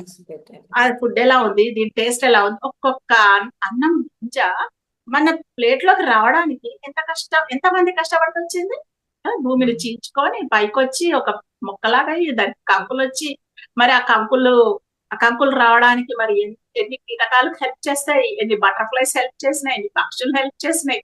అవన్నీ అన్ని కష్ట నష్టాలన్నీ తీరి అది మన ప్లేట్లకు రావడానికి ఆ గింజ ఎంత ఇదై ఉంటది. ఎంతమంది కష్టంతో మన ప్లేట్లకి గింజ వచ్చేది. దానిని ఏదో టీవీ చూసుకొని కళ్ళప్పగించుకుంటుంది గబా గబా ఇలా ముక్కేస్తే వాట్ ఈస్ ద యూజ్. కాబట్టి అటువంటి చిన్న చిన్న పనులు చేస్తూ ఉంటే మనకు మెల్లిమెల్లిగా అలవాటు అవుతుంది అంట వర్తమాన క్షణంలో ఉండడం. థ్యాంక్ యూ అండి, థ్యాంక్ యూ. నిజమే, ప్రతి విషయము అబ్జర్వ్ చేస్తూ ఉండాలి. ఇలా చెప్పినప్పుడు ఏం జరిగింది అంటే, ఒక అంటే ఫస్ట్ నువ్వు నిద్ర లేస్తూనే బాత్రూమ్కి వెళ్ళి బ్రష్ చేస్తావు.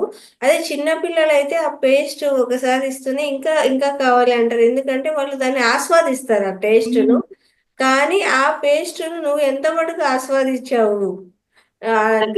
టంగ్ ఉండే ఆ బర్డ్స్, టేస్ట్ బర్డ్స్ నువ్వు చూస్తున్నావా?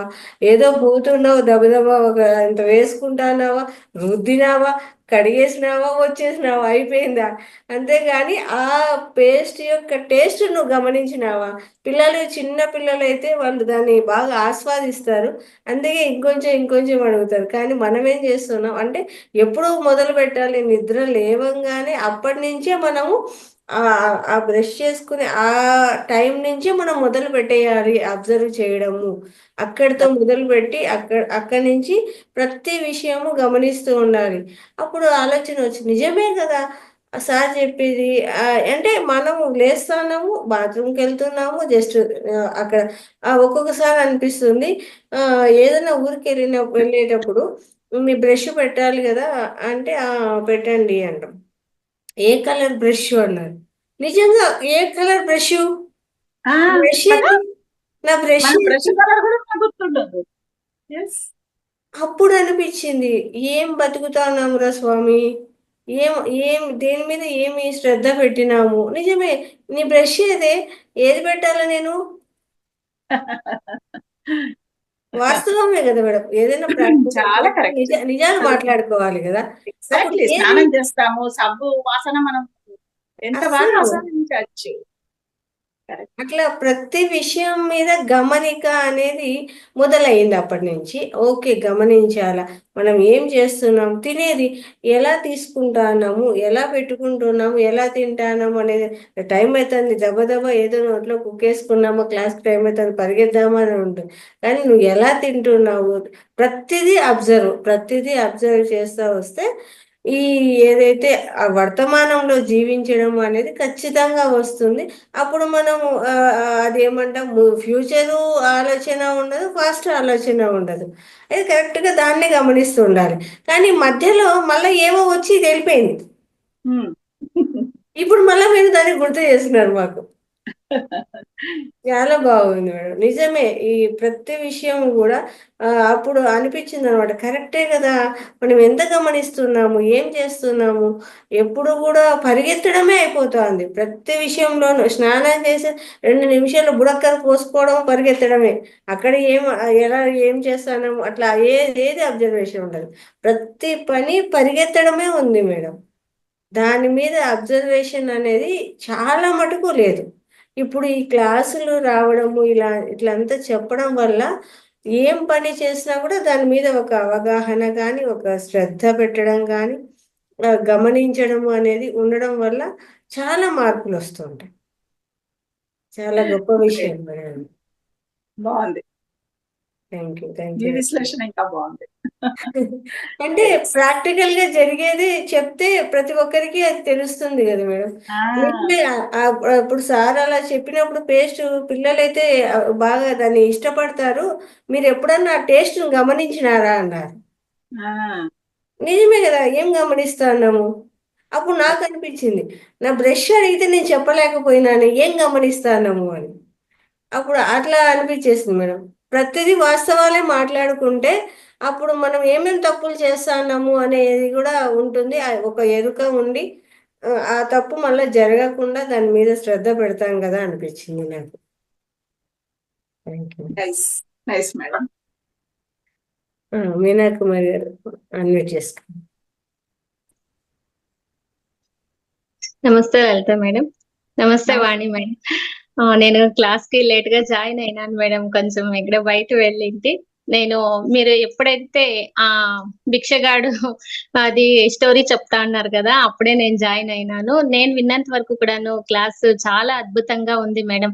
అందుకనే మనము ధ్యానంలో ప్రతి శ్వాసను మనం గమనించడం ఎప్పుడైతే నేర్చుకుంటామో, జీవితంలో జరిగే ప్రతి ఒక్క సంఘటనని కానీ, ప్రతి ఒక్క దీన్ని తీసుకునే ఫుడ్ నుంచి, చూస్తున్న దృశ్యాల నుంచి మనం ప్రతి క్షణాన్ని ఆస్వాదిస్తూ ఉంటే అది వర్తమాన క్షణంలో ఉండడం అన్నది చాలా సులభం అవుతుంది మేడం. మీరు చాలా ఎక్సలెంట్ గా దీన్ని ఎక్స్ప్లెయిన్ చేస్తున్నారు.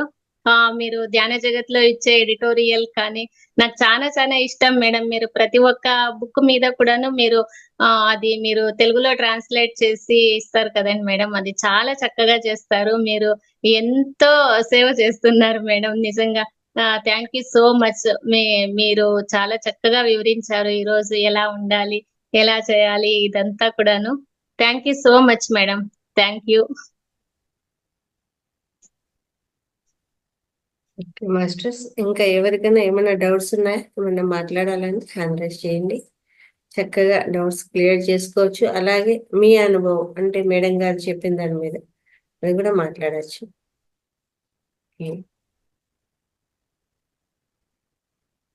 అన్మ్యూట్ చేస్తాం.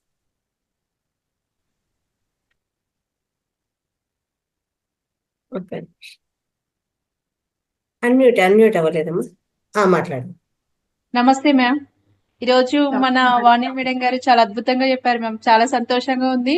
ఇంకోటి ఏంటంటే, మనం లేచినప్పటి నుండి మనం పడుకునేంత వరకు ఎంతసేపు వర్తమానంలో ఉంటేనే మన భవిష్యత్తు అనేది అంత బాగుంటుంది మేడం. ఇది చాలా బాగుంది. ఇంకొకటి ఏంటంటే, యాక్చువల్గా మనసు అనేది ఏకాగ్రతగా ఉండడానికి ఒకటి ఎగ్జాంపుల్ చెప్పారు మేడం.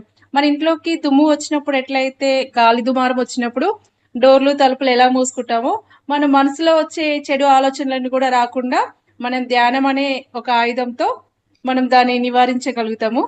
ఇంకొకటి ఏంటంటే మ్యామ్, ఇంతకుముందుకు ఒకటి భిక్షగాడు స్టోరీ చెప్పారు కదా, అది చాలా అద్భుతంగా ఉంది మ్యామ్. చాలా సంతోషంగా ఉంది. మీ క్లాస్ అయితే చాలా చక్కగా చెప్పారు మేడం. ధన్యవాదములు మేడం. థ్యాంక్ యూ అండి. థ్యాంక్ యూ లత గారు. శ్రీలక్ష్మి గారు అమ్మ అన్మ్యూట్ చేసుకోండి.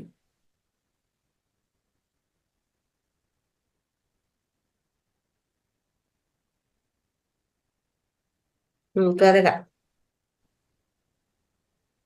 మాట్లాడండి.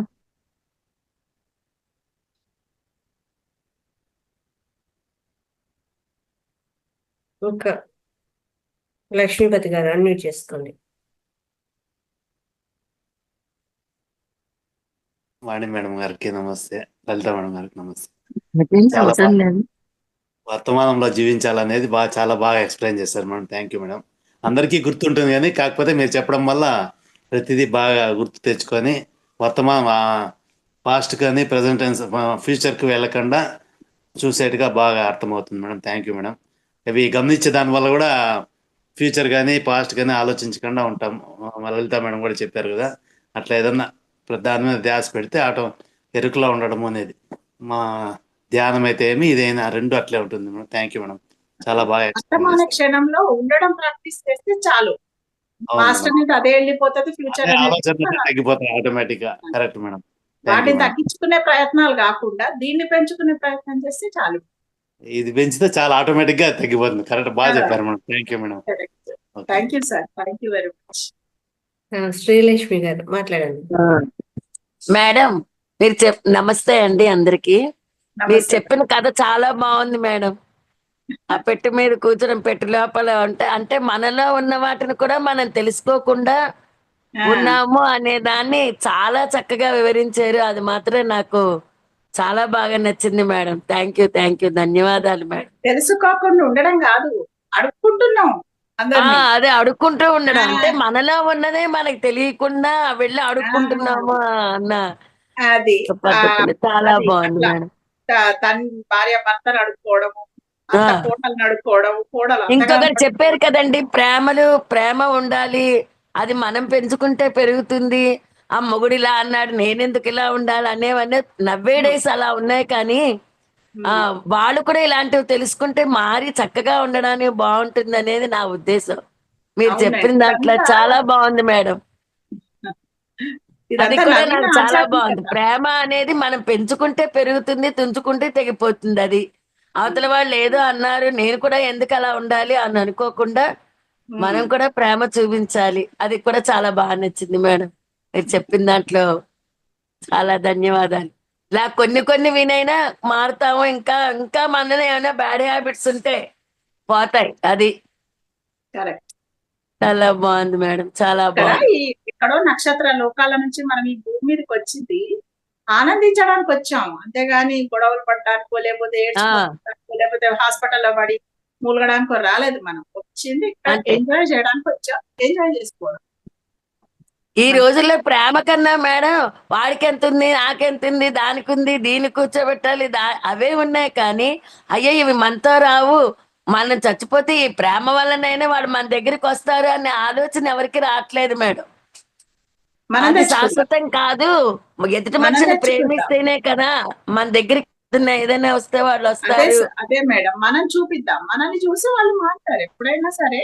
మనం వీఆర్ ద మాస్టర్స్, వీఆర్ అది ద మాస్టర్స్ అన్నప్పుడు మనం చూపించాలి. అందుకే పత్రికారు ఏం చెప్తారంటే ప్రతి ఒక్కళ్ళని వాళ్ళ జ్ఞానానుభవాలు రాయమంటారు.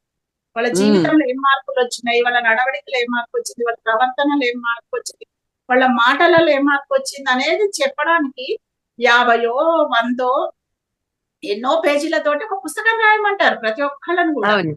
సో అది రాయాలి మనం. అది రాస్తేనే మన యొక్క ఈ భూమి మీద మన పర్పస్ సాల్వ్ అవుతుంది. అది రాసేంత వరకు, ఆ 50 పేజీల పుస్తకం రాసేంత వరకు 50 జన్మలు ఎత్తాల్సిందే ఇక్కడ. కాబట్టి ప్రతి ఒక్కరు కూడా నేను రిక్వెస్ట్ చేసేది పత్రికారు యొక్క చెప్పిన మాట అన్నమాట. ప్రతి ఒక్కరు వారి యొక్క జీవిత అనుభవాలను గ్రంథస్థం చెయ్యాలి. రాయడం వల్ల మనలో కొన్ని బ్లాక్స్ క్లియర్ అవుతాయి. ఆ రాసిన పుస్తకాన్ని చదవడం వల్ల ఎదుటి వాళ్ళల్లో బ్లాక్స్ క్లియర్ అవుతాయి. కాబట్టి ఇది చేసేంత వరకు మనకి ఇక్కడ ముక్తి మోక్షం లేదు. కాబట్టి రాయండి మీరందరూ కూడా, ఇది నా రిక్వెస్ట్. తప్పకుండా స్వానుభవాలు మేడం, అవన్నీ స్వానుభవాలు. ఇంత వయసులో రాసి ఎన్ని అనుభవాలు చూస్తే ఇక్కడ వరకు వచ్చాము. ఇందులో ఎగ్జాక్ట్లీ ఒక సుఖం, కష్టం, మంచి, చెడు రాయాలి. అన్ని ఉన్నాయి అని ఒక పుస్తకం మనం తెలుసుకుంటాం. ఓపిక ఉన్నప్పుడే రాసేయండి. రాసేసి దాన్ని మీరు ఆ పేపర్లను పంపండి, ధ్యాన జగత్కి పంపండి, నాకు పంపండి. నేను దాన్ని మళ్ళీ సెట్ చేసి పుస్తకం లాగా మనం ప్రింట్ చేయించేసేద్దాం. అది ప్రతి తప్పకుండా ఒక్కరి మేడం. బాధ్యత, ప్రతి ఒక్క పిరమిడ్ మాస్టర్ యొక్క బాధ్యత. పుస్తకాలు ప్రింట్ చెయ్యాలి. అప్పుడే మనకు తప్పకుండా. రుణం తీరుతుంది, ఋషి యొక్క రుణం తీరుతుంది. 18 ఆదర్శ సూత్రాలు చూసారా? దాంట్లో లాస్ట్ 18వ సూత్రం ఇదే అన్నమాట. ప్రతి ఒక్కరు తమ తమ ధ్యానానుభవాలను పుస్తక రూపంలో ప్రచురించాలి అని చెప్పి సెట్ చేయబడింది. చదవండి 18 ఆదర్శ సూత్రాలు నిజమే చదవండి. మేడం, నేను 2 months అయ్యింది ఇందులో చేరి. అంటే జనవరి 1st కి చేరాను. ఒక మంచి రోజు ఎప్పుడైనా ఏర్ మారుతుందంటే ఒక మంచి లక్షణాన్ని పెంచుకోమని చెప్తారు పెద్దవాళ్ళు. మనలో ఉండే ఓ దుర్గుణాన్ని వదిలేసి ఓ మంచిని పెంచుకోండి అని. నేను నిజంగా ఈ ఇయర్ మాత్రం జనవరి 1st ఇందులో చేరినందుకు నేను ఎంత హ్యాపీ ఫీల్ అవుతున్నానంటే, మైండ్ అంత బాగుంటుంది. ప్రతిరోజు ఏదో ఒకటి వినడం, ఓహో నాలో ఈ తప్పు ఉంది, నేను దీన్ని రెక్టిఫై చేసుకోవాలన్నమాట. అలాగా అనుకుంటూ మారుకొని వస్తున్నాం. ఇప్పుడు Really, మీ లోపల వచ్చిన భావాలను పుస్తక రూపంలో తెస్తే రేపు మీ మనవాళ్ళకో ఇంకెవరికో ఓహో శ్రీలక్ష్మి గారు ఇంత చక్కగా మారారా, మనం కూడా ధ్యానం చేస్తే ఇంత చక్కగా మారారు కదా అని తెలుస్తుంది. అంతే. రాయండి పుస్తకాలు. మేడం లావణ్య మేడం, మీరు తప్పకుండా మీ క్లాసెస్ లో ప్రతి ఒక్కళ్ళకు చెప్పండి, పుస్తకాలు తప్పకుండా 18 ఆదర్శ సూత్రాలలో లాస్ట్ సూత్రం అదే. కాబట్టి ప్రతి ఒక్కరు కూడా ధ్యానం చేశాము అంటే మన యొక్క ధ్యానానుభవాలను చిన్నదో పెద్దదో ఎంతో కొంత పుస్తక రూపంలో తీసుకురావాలి. That is very very important అండి. మీరు చెప్పండి లావణ్య మేడం. ఇంకా విశేషం ఏంటంటే నేను వింటూ మా కోడలు కూడా వింటుందండి అవన్నీ చక్కగా. అవన్నీ వింటూ పని చేసుకుంటూనే వింటుంది మీరు వినండి అని. మేము దీని గురించి డిస్కస్ కూడా చేసుకుంటాము. ఇలా చెప్పారు కదా, ఇలా జరిగింది కదా, ఇలాగ అయింది కదా, మనం ఇలా ఉండాలి కదా అని మేమిద్దరం మాట్లాడుకుంటాం. Very nice. అదే నిజంగా మేడం. హ్యాపీ హ్యాపీ చాలా హ్యాపీగా ఉంది. 3 రోజులు నేను మిస్ అయిపోయాను మేడం. చిన్న ఆటంకం జరిగి 3 రోజులు నేను క్లాసులకి అటెండ్ అవ్వలేకపోయాను. ఇవాళ నుంచి మళ్ళీ రెగ్యులర్ గా అటెండ్ అవుతున్నాను మార్నింగ్. ఇప్పుడు అన్ని క్లాసులు వస్తాయి కదమ్మా, లీజర్ గా ఉన్నప్పుడు వినండి, మనం షేర్ చేస్తాం కదా. లలిత మేడం అందరికీ చెప్పండి తప్పకుండా. మన క్లాసెస్ ప్రతి ఒక్క పెరుగుడు మాస్టర్ కూడా వాళ్ళ యొక్క అనుభవాలను పుస్తక రూపంలో ప్రచురించాలి అని చెప్పాలి తప్పకుండా. Yes, ma'am. Sure, sure. తప్పకుండా మేడం. Thank you madam. చాలా బాగుంది. ధన్యవాదాలు మేడం. ఇవి నా అనుభవాలు. కరెక్ట్. Thank you madam. చాలా అద్భుతంగా అందరికీ కూడా ఒక అవేర్నెస్ వచ్చేసింది. చెప్పాలంటే ఈ క్లాస్ లో ఎవరైతే కొత్త వాళ్ళు వచ్చారో, పాత వాళ్ళుగా ఉన్న వాళ్ళు క్లాసులు విన్నా మళ్ళీ మధ్యలో మాయ గమ్మేసి ఉంటుంది అనమాట. మళ్ళా తిరిగి మీ క్లాస్ ద్వారా వర్తమానంలో జీవించడం ఎలా అనేది చాలా అద్భుతంగా అందరికీ కూడా. ధ్యానం యొక్క పరమార్థం ఏంటంటే మన యొక్క ప్రతి యాంగిల్లో మార్పు రావాలి. పత్రికలు ఒకటే చెప్తారు, మనం ఎక్కడికి వెళ్ళినా సరే మనం నోరికి మాట్లాడని అవసరం లేదు, మన యొక్క జీవితం మాట్లాడాలి అని చెప్తారు అనమాట. అంతే. మనల్ని చూస్తేనే వాళ్ళకి ఎదుటి వాళ్ళకి తెలవాలి దీస్ ఆర్ ద మాస్టర్స్ అని చెప్పి. సో అలా ఉండాలి మన జీవితము. మనం మాట్లాడక్కర్లేదు, మన జీవితం మాట్లాడాలి అని చెప్తారు అనమాట. సో అంటే మొదట్లో చేసినప్పుడు మేడం, నేను మొదట్లో చేసినప్పుడు అయితే అన్ని ఆలోచనలే, ఎప్పుడు ఏకాగ్రత కుదిరేది కాదు. ఇవన్నీ వినడం వల్ల అబ్బా అరగంట తర్వాత ఎలాగా 23.5 గంటల టైం ఉంటుంది కదా, అప్పుడు ఆలోచిద్దాంలే, ఈ అరగంట ముందు ప్రశాంతంగా మెడిటేషన్ చేద్దామని ఇలా ఇలా ముందుకు వస్తున్నాను అనమాట నేను. Super dynamic madam Srilakshmi madam. ఆ టయాన్ని చెప్పేసుకోవాలన్నమాట. ఇంకా నాకు తర్వాత అనిపించచ్చు. అబ్బా 23.5 గంటల టైంలో మనం ఆలోచించేది ఎంత లేదు, అప్పుడు ఆలోచిద్దాంలేని నెమ్మదిగా ఇప్పుడు ధ్యానం పెట్టడంలోకి వచ్చాము. మొదట్లో అయితే అందులోకి దిగంగానే అమ్మ ఏం వండాలి, అమ్మ ఏం చేయాలి, ఇవే ఆలోచనలు తప్ప ధ్యానం మీద ఉండేది కాదు. రియల్లీ మేడం నిజం చెప్పేయాలి ఎప్పుడూను. కానీ రాని ఇవన్నీ విన్న తర్వాత మాత్రం నేను ఒక అరగంట వదిలేస్తే వచ్చే నష్టమే ఉంది, ఇంకా 23.5 గంటల టైం ఉంది కదా, అప్పుడు ఆలోచిద్దాంలే అనిపిస్తుంది. అవును రియల్లీ మేడం. చాలా మంచి ఎక్స్పీరియన్స్ షేర్ చేశారు అందరూ కూడా. చాలా అద్భుతంగా ఉన్నాయి. ఒక్కరు కూడా ఇంక నుంచి ఈ ఈ ఈ క్లాస్ ఇప్పుడు విన్నాం కదా, ఇంకా తిరిగి మనం చేసే ప్రతి పని కూడా ఆ పనినే గమనిస్తూ ఉంటే, అంటాం కదా ఆలోచనలు వస్తున్నాయి, అలాంటి ఆలోచనలు రాకుండా ఏ పని చేస్తున్నామో ఆ పని మీదే శ్రద్ధ పెట్టడము. నిజమే, ఏదైతే వంట చేస్తుంటే ఆ వంట మీద ఆలోచన కాకుండా ఇంకెక్కడ పోతే ఈ దోశ ఇక్కడ మాడిపోతుంది వంట కాస్త పెంట అయిపోతుంది. కాబట్టి ఖచ్చితంగా ఏ పని చేస్తున్నామో అందులోనే శ్రద్ధ పెట్టి దాని మీదే గమనిక ఉంటూ చేస్తే అప్పుడు ఇంకా ఆ రకమైన వాతావరణంలోనే ఉండిపోతాం. కాబట్టి రిజల్ట్ కూడా అట్లే ఉంటుంది. Thank you. అందరూ కూడా దీన్ని సాధన మొదలు పెడదాము, ఆచరణ చేద్దాము, అద్భుతాలు సాధిద్దాము అని కోరుకుంటున్నాను. థ్యాంక్ యూ అండి. మళ్ళీసారి మీరు మళ్ళీ అవకాశం ఇస్తే ఇంకొక మంచి ఖచ్చితంగా ఇంక మళ్ళీ కాల్స్ వచ్చేస్తాయి. నెక్స్ట్ మంత్ కు ప్రిపేర్ అయిపోతున్నాం ఇప్పటి నుంచి. ఖచ్చితంగా మేడం, అది నేను అడగాలి. నెక్స్ట్ మంత్ కు మాకు అవకాశం ఇవ్వండి మేడం, నెక్స్ట్ కాల్స్ అనేసి. నేనే మా పిల్లలతో అనేదాన్నండి, నాకు రిటైర్మెంట్ వచ్చేస్తే అప్పుడు కూర్చో పుస్తకాలు రాస్తానని. కానీ రిటైర్మెంట్ అయ్యే కూడా ఇంకా రిటైర్మెంట్ ఇందులో అవ్వలేదు ఇంట్లో. అందుకని తప్పకుండా మీరు అన్నాక మాత్రం ఇప్పుడు రిటైర్మెంట్ కాదు, అవకాశం చూసుకునే. ఇప్పుడు అరగంట ఎలాగైతే ధ్యానంలో పెట్టామో మరో అరగంట రైటింగ్ లో పెట్టి 23 గంటలు ఉంది కదా అని అనుకోవాలి అప్పుడు. అది చాలా చాలా అద్భుతంగా ఉంది మేడం. ఎంత మంచిగా అందరికీ ఆ ఆలోచనలు మీరు తెప్పించారు. చెయ్యాలి అనే సంకల్పం చేయించారు. అందరిలో కూడా ఆ మార్పులు వస్తాయి. నిజంగా ఇంకా కావాలి. ఈ మీరు చెప్పినట్టు ఆ ఆదర్శ సూత్రాల్లో ఒకటైన దాన్ని కూడా అంటే ప్రతిదీ ఆచరించాలి. అన్ని ఏవేవి ఉన్నాయో ఆ ఆదర్శ సూత్రాలు ఏమున్నాయో అన్ని కూడా మనము ఫాలో అవుతూ ఉంటేనే పిరమిడ్ మాస్టర్లుగా ఉంటాము అనేది. కాబట్టి ఆ 18 మనం ఒకేసారి చేయకుండా ఒక్కొక్కటి సాధన మీద చేసుకుంటూ పోతే ఖచ్చితంగా సాధించగలుగుతాము. అయితే ఒక్కొక్కరు వచ్చి ఒకటి చెప్పినప్పుడు ఓకే ఇప్పుడు ఇది ఫాలో అవుతాం కదా, ఒక ఆదర్శ సూత్రాన్ని మనం ఫాలో అవ్వగలుగుతాం కదా. ఇప్పుడు మనం ఒకసారి ఆ 18 ఆదర్శ సూత్రాల లిస్ట్ పెట్టుకొని టిక్కు కొట్టుకుంటూ పోవాలి. పోవాలి. ఎన్ని మనం కరెక్ట్ ఖచ్చితంగా ఫాలో అవుతున్నాం. ఫాలో కానివేవో చూసుకొని వాటి మీద కాన్సన్ట్రేట్ చేస్తే అది కూడా ఆ, ఫాలో అవుతుంది. అవును మేడం. Thank you. ఒకటో రెండో ఉంటాయి అంతే. ఆ ఒకటో రెండో చేసేప్పుడు అయిపోతుంది మేడం. మెడిటేషన్ చేయిస్తారా లేదు టైం అయింది మీకు? మీ ఇష్టం. ఒక 5 to 10 minutes చేపిస్తాను. Yes madam. Thank you. Time ఉంటే చేపిస్తాను. ఎస్ మేడం ఉంది. అందరూ హాయిగా కళ్ళు రెండు మూసుకుంటూ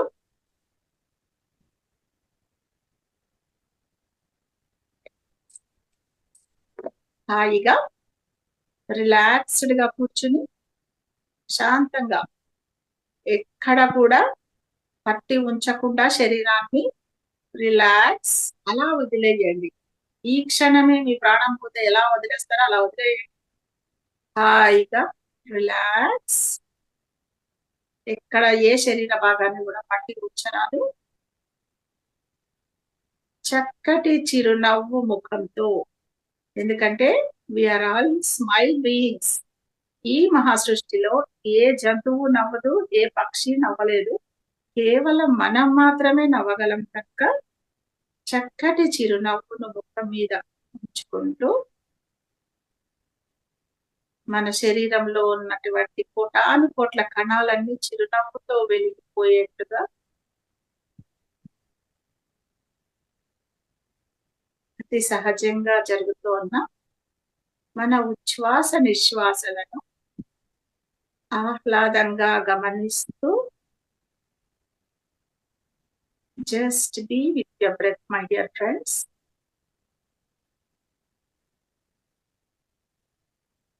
అతి సహజంగా జరుగుతున్న ఉచ్ఛ్వాస నిశ్వాసలను హాయిగా సున్నితంగా గమనిస్తూ శ్వాసానుసంధానం చేద్దాం. మన శ్వాసే మన గురువు. మన గురువుతో కలిసి మనం మన అంతరంగంలో ప్రయాణం చేద్దాం. మన అంతరంగ ప్రపంచమంతా కూడా కళ్ళు మూసుకుంటే ఉండే మన అంతరంగ ప్రపంచం 90% అయితే కళ్ళు తెరిచి మనం చూసే బాహ్య ప్రపంచం 10% మాత్రమే.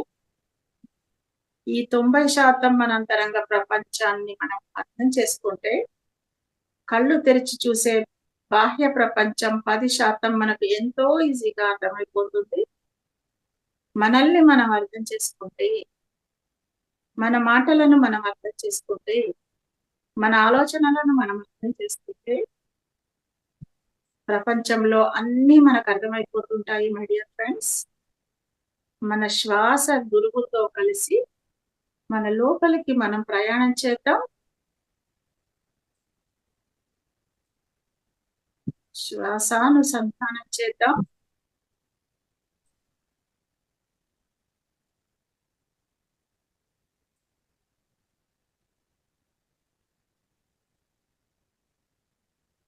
అతి సహజంగా జరుగుతున్న ఉచ్ఛ్వాస నిశ్వాసలను సున్నితంగా గమనిస్తూ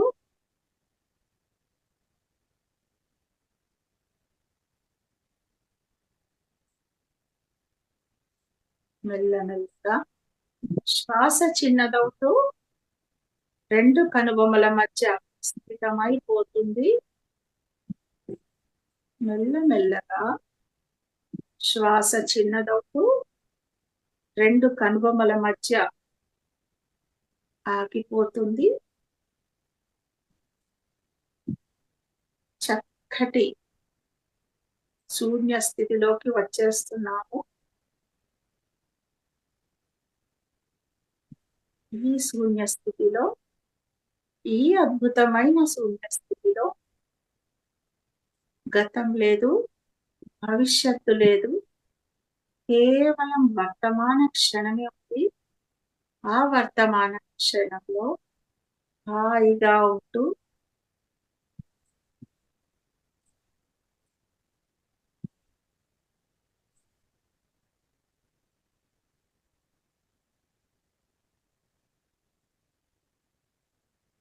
వర్తమాన క్షణంలో మనం ఎంతగా ఉంటూ ఉంటే అంతగా మనం శక్తివంతం అవుతూ ఉంటాము. మై డియర్ ఫ్రెండ్స్,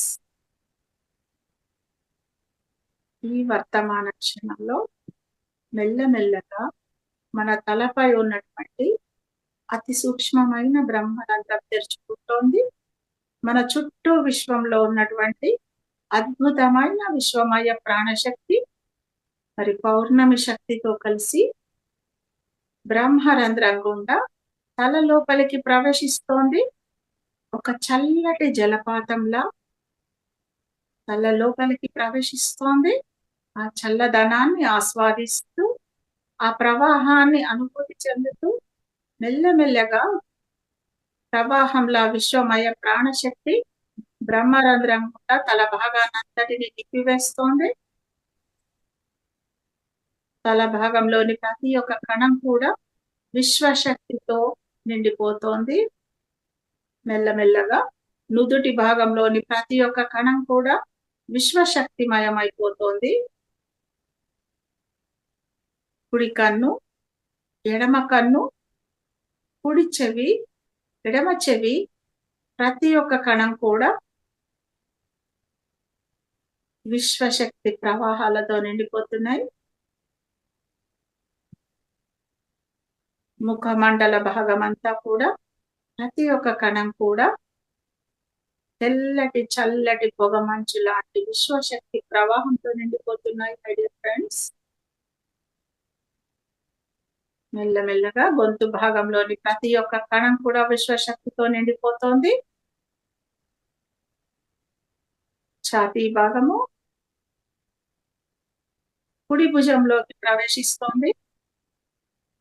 తెల్లటి పొగ మంచు లాంటి విశ్వశక్తి ప్రవాహం కుడి భుజంలోని ప్రతి ఒక్క కణాన్ని శక్తివంతం చేస్తూ, కుడి చేయినంతటిని, వేళ్ళు, గోళ్ళన్నింటినీ శక్తితో నింపివేస్తూ మెల్లమెల్లగా ఎడమ భుజంలోకి ప్రవేశిస్తోంది. విశ్వమయ ప్రాణశక్తి ఎడమ భుజంలోని ప్రతి ఒక్క కణాన్ని శక్తివంతం చేస్తూ ఎడమ చేతినంతటిని, వేళ్ళు, గోళ్లతో సహా అద్భుతంగా శక్తిమయం చేసేస్తోంది. ఆ శక్తి ప్రవాహాలను అనుభూతి చెందుతూ మెల్లమెల్లగా ఛాతీ భాగంలోకి ప్రవేశిస్తోంది. చల్లటి తెల్లటి పొగ మంచు లాంటి విశ్వమయ ప్రాణశక్తి ఒక ప్రవాహంలా ఛాతీ భాగాన్నంతటిని నింపివేస్తోంది. ఛాతీ భాగంలోని ప్రతి ఒక్క కణం కూడా విశ్వశక్తితో నిండిపోతోంది. నడుము భాగము, కడుపు భాగము, నడుము భాగము, కటి భాగము, ప్రతి ఒక్క కణం కూడా విశ్వశక్తితో నిండిపోతున్నాయి. ఇప్పుడు మెల్లమెల్లగా విశ్వమయ ప్రాణశక్తి కుడి కాలిలోకి ప్రవేశిస్తోంది. కుడి కాలిలోని ప్రతి ఒక్క కణం కూడా విశ్వశక్తిమయమైపోతోంది. అరికాలి వరకు ప్రాణశక్తి ప్రవాహాన్ని అనుభూతి చెందుతూ మెల్లమెల్లగా ఎడమకాలిలోకి ప్రవేశిస్తోంది. తెల్లటి పొగ మంచు లాంటి విశ్వమయ ప్రాణశక్తి ఎడమకాలిలోని ప్రతి ఒక్క కణాన్ని శక్తివంతం చేస్తూ ఎడమకాలినంతటిని విశ్వమయ ప్రాణశక్తితో నింపివేస్తోంది. తల నుంచి మొదలుకొని అరికాళ్ల వరకు మన యొక్క భౌతిక దేహాన్ని, ప్రతి ఒక్క కణాన్ని శక్తివంతం చేసేస్తోంది. విశ్వమయ ప్రాణశక్తి ఆ యొక్క ప్రాణశక్తి ప్రవాహాలను అనుభూతి చెందుతూ అత్యంత శక్తివంతమైన ప్రాణశక్తి ప్రవాహంలా శరీరం అంతటిని నీకు వేస్తున్నప్పుడు ఆ యొక్క అనుభూతులను ఆస్వాదిస్తూ ఉండండి. మన యొక్క భౌతిక శరీరం విశ్వమయ ప్రాణశక్తి వల్ల కాంతి శరీరంలా రూపుదిద్దుకుంటోంది. తెల్లగా దగదగలాడే కాంతి శరీరాన్ని మనం చూసుకుంటున్నాము.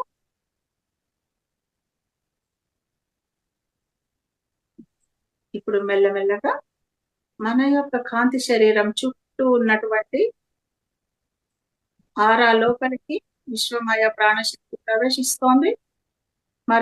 మన ఆరాని, మన దేహ కాంతిని మరింతగా పటిష్టం చేస్తూ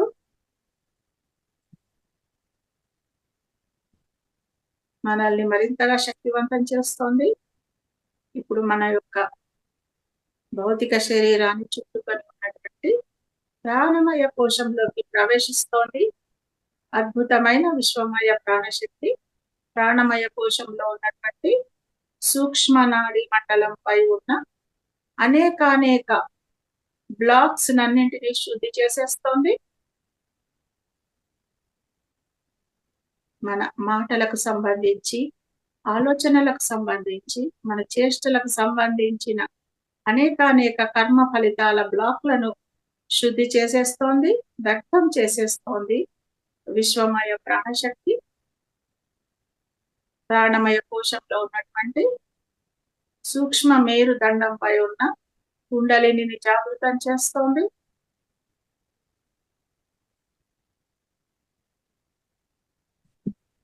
మనలోని భయాలను, అభద్రతా భావాలను, అహంకారపు ధోరణులను మన నుంచి దూరం చేస్తూ ఒక్కొక్క చక్రాన్ని చైతన్యవంతం చేస్తూ అనాహత చక్రాన్ని ఉత్తేజితం చేస్తూ ఆజ్ఞా చక్రాన్ని ఉత్తేజితం చేస్తూ సహస్రారాన్ని అద్భుతంగా వికసింపచేస్తోంది విశ్వమయ ప్రాణశక్తి.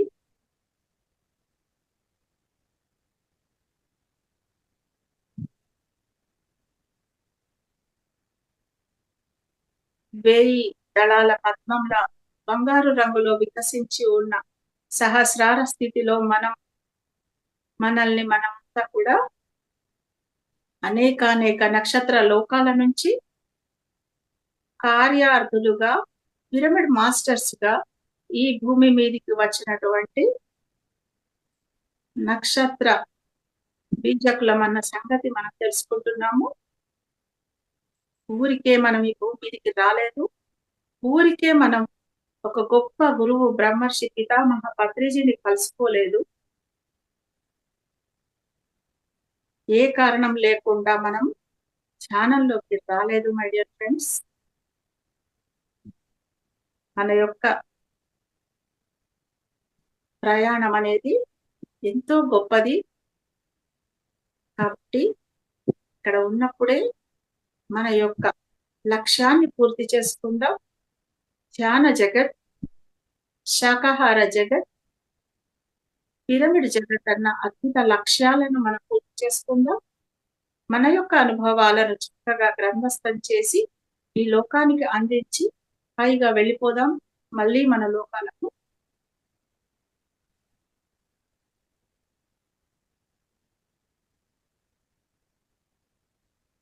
ప్రతి క్షణం ఆనంద స్థితిలో ఉంటూ మన లక్ష్యాన్ని చేరుకోవడమే మన యొక్క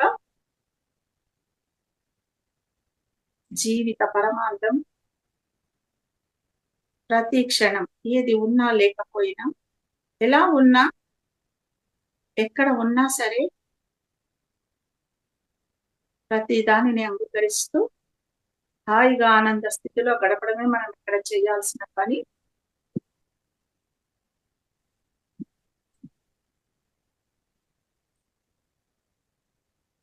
మన స్వగృహాలైన మన నక్షత్ర లోకాలలో ఉన్నంత సౌకర్యాలు ఇక్కడ ఉండవు. ఈ భూమి మీద ఎక్కడ ఏది ఎలా ఉంటే అలా సర్దుకుపోతూ హాయిగా ఇక్కడ పని పూర్తి చేసుకుని వెళ్ళాలి మనం.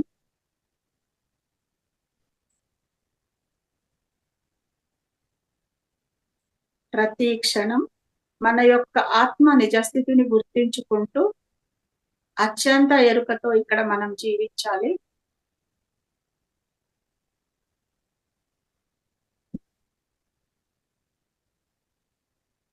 శ్వాస మీద ధ్యాస. Just be with your breath.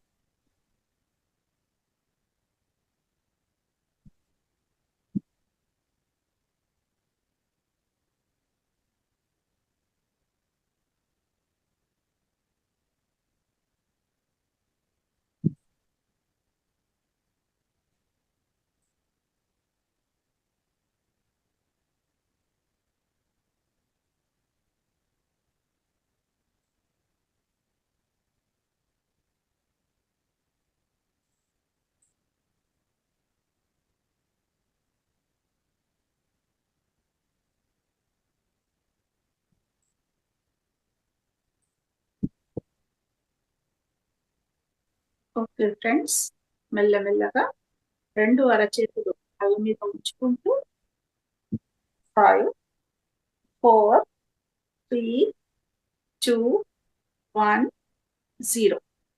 మెల్లమెల్లగా 2 చేతులు తీసేస్తూ చక్కటి చిరునవ్వు కళ్ళు తెరుద్దాం. Thank you very much.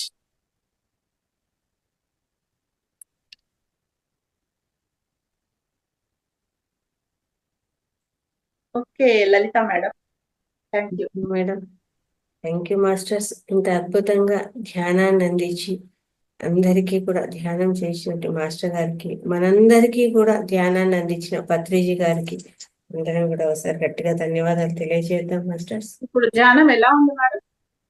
చాలా అద్భుతంగా ఉంది. అసలు మీరు అన్నట్టు ఆలోచన కాదు కదా, ఏది లేదు. అంతా మీరు చెప్తున్నప్పుడు ఎక్కడెక్కడ చెప్తున్నారో దాని మీదే ఉంది కదా ఎరుక. ఎలా వెళ్తుంది, ఎలా వస్తుంది, ఈ కుడి కన్ను, ఎడమ కన్ను, ఈ భాగాలు, కుడి భుజము, ఆ చేతులు అన్నప్పుడు అక్కడే ఉంటుంది కదా, పక్కకు పోదు.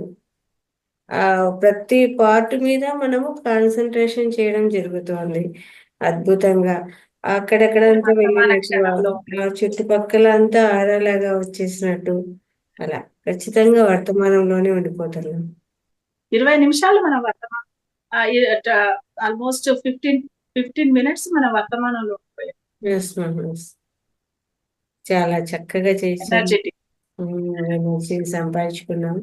Thank you very much. ఇంత చక్కటి జ్ఞానాన్ని, ధ్యానాన్ని అందించిన మీకు అనంతకోటి ఆత్మ నమస్కారాలు తెలియజేస్తున్నాను మేడం.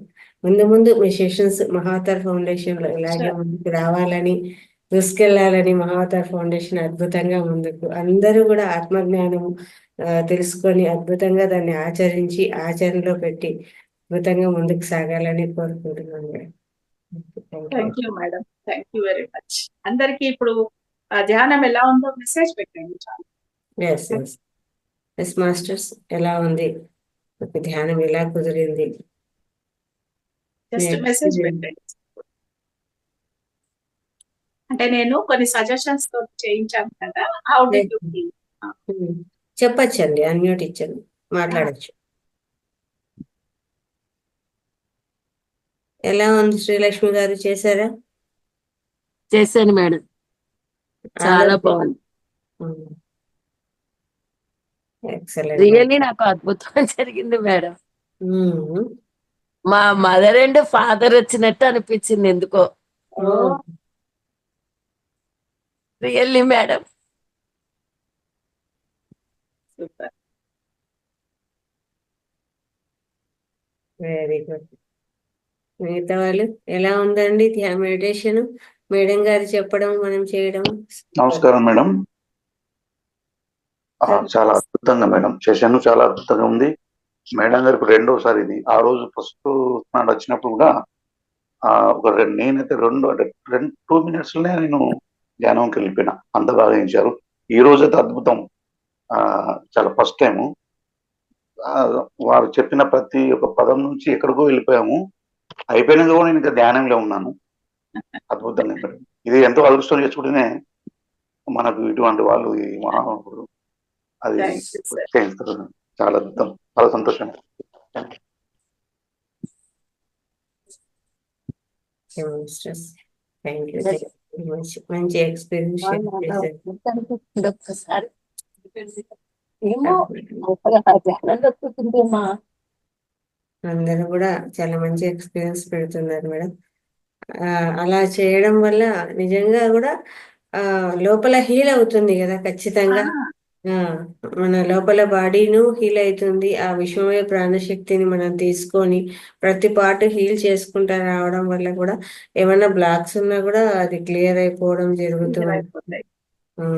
ఎప్పుడు ప్రతిరోజు ఇలా చేసుకోవాలి. ఒక 5 minutes అలా చేసుకొని ధ్యానంలో కూర్చుంటే ఇంకా బాగా, నేను ఇందాక చెప్పాను కదా, ఇన్నర్ బాడీని చూసుకోవాలి, మనం స్కానింగ్ చేసుకోవాలి.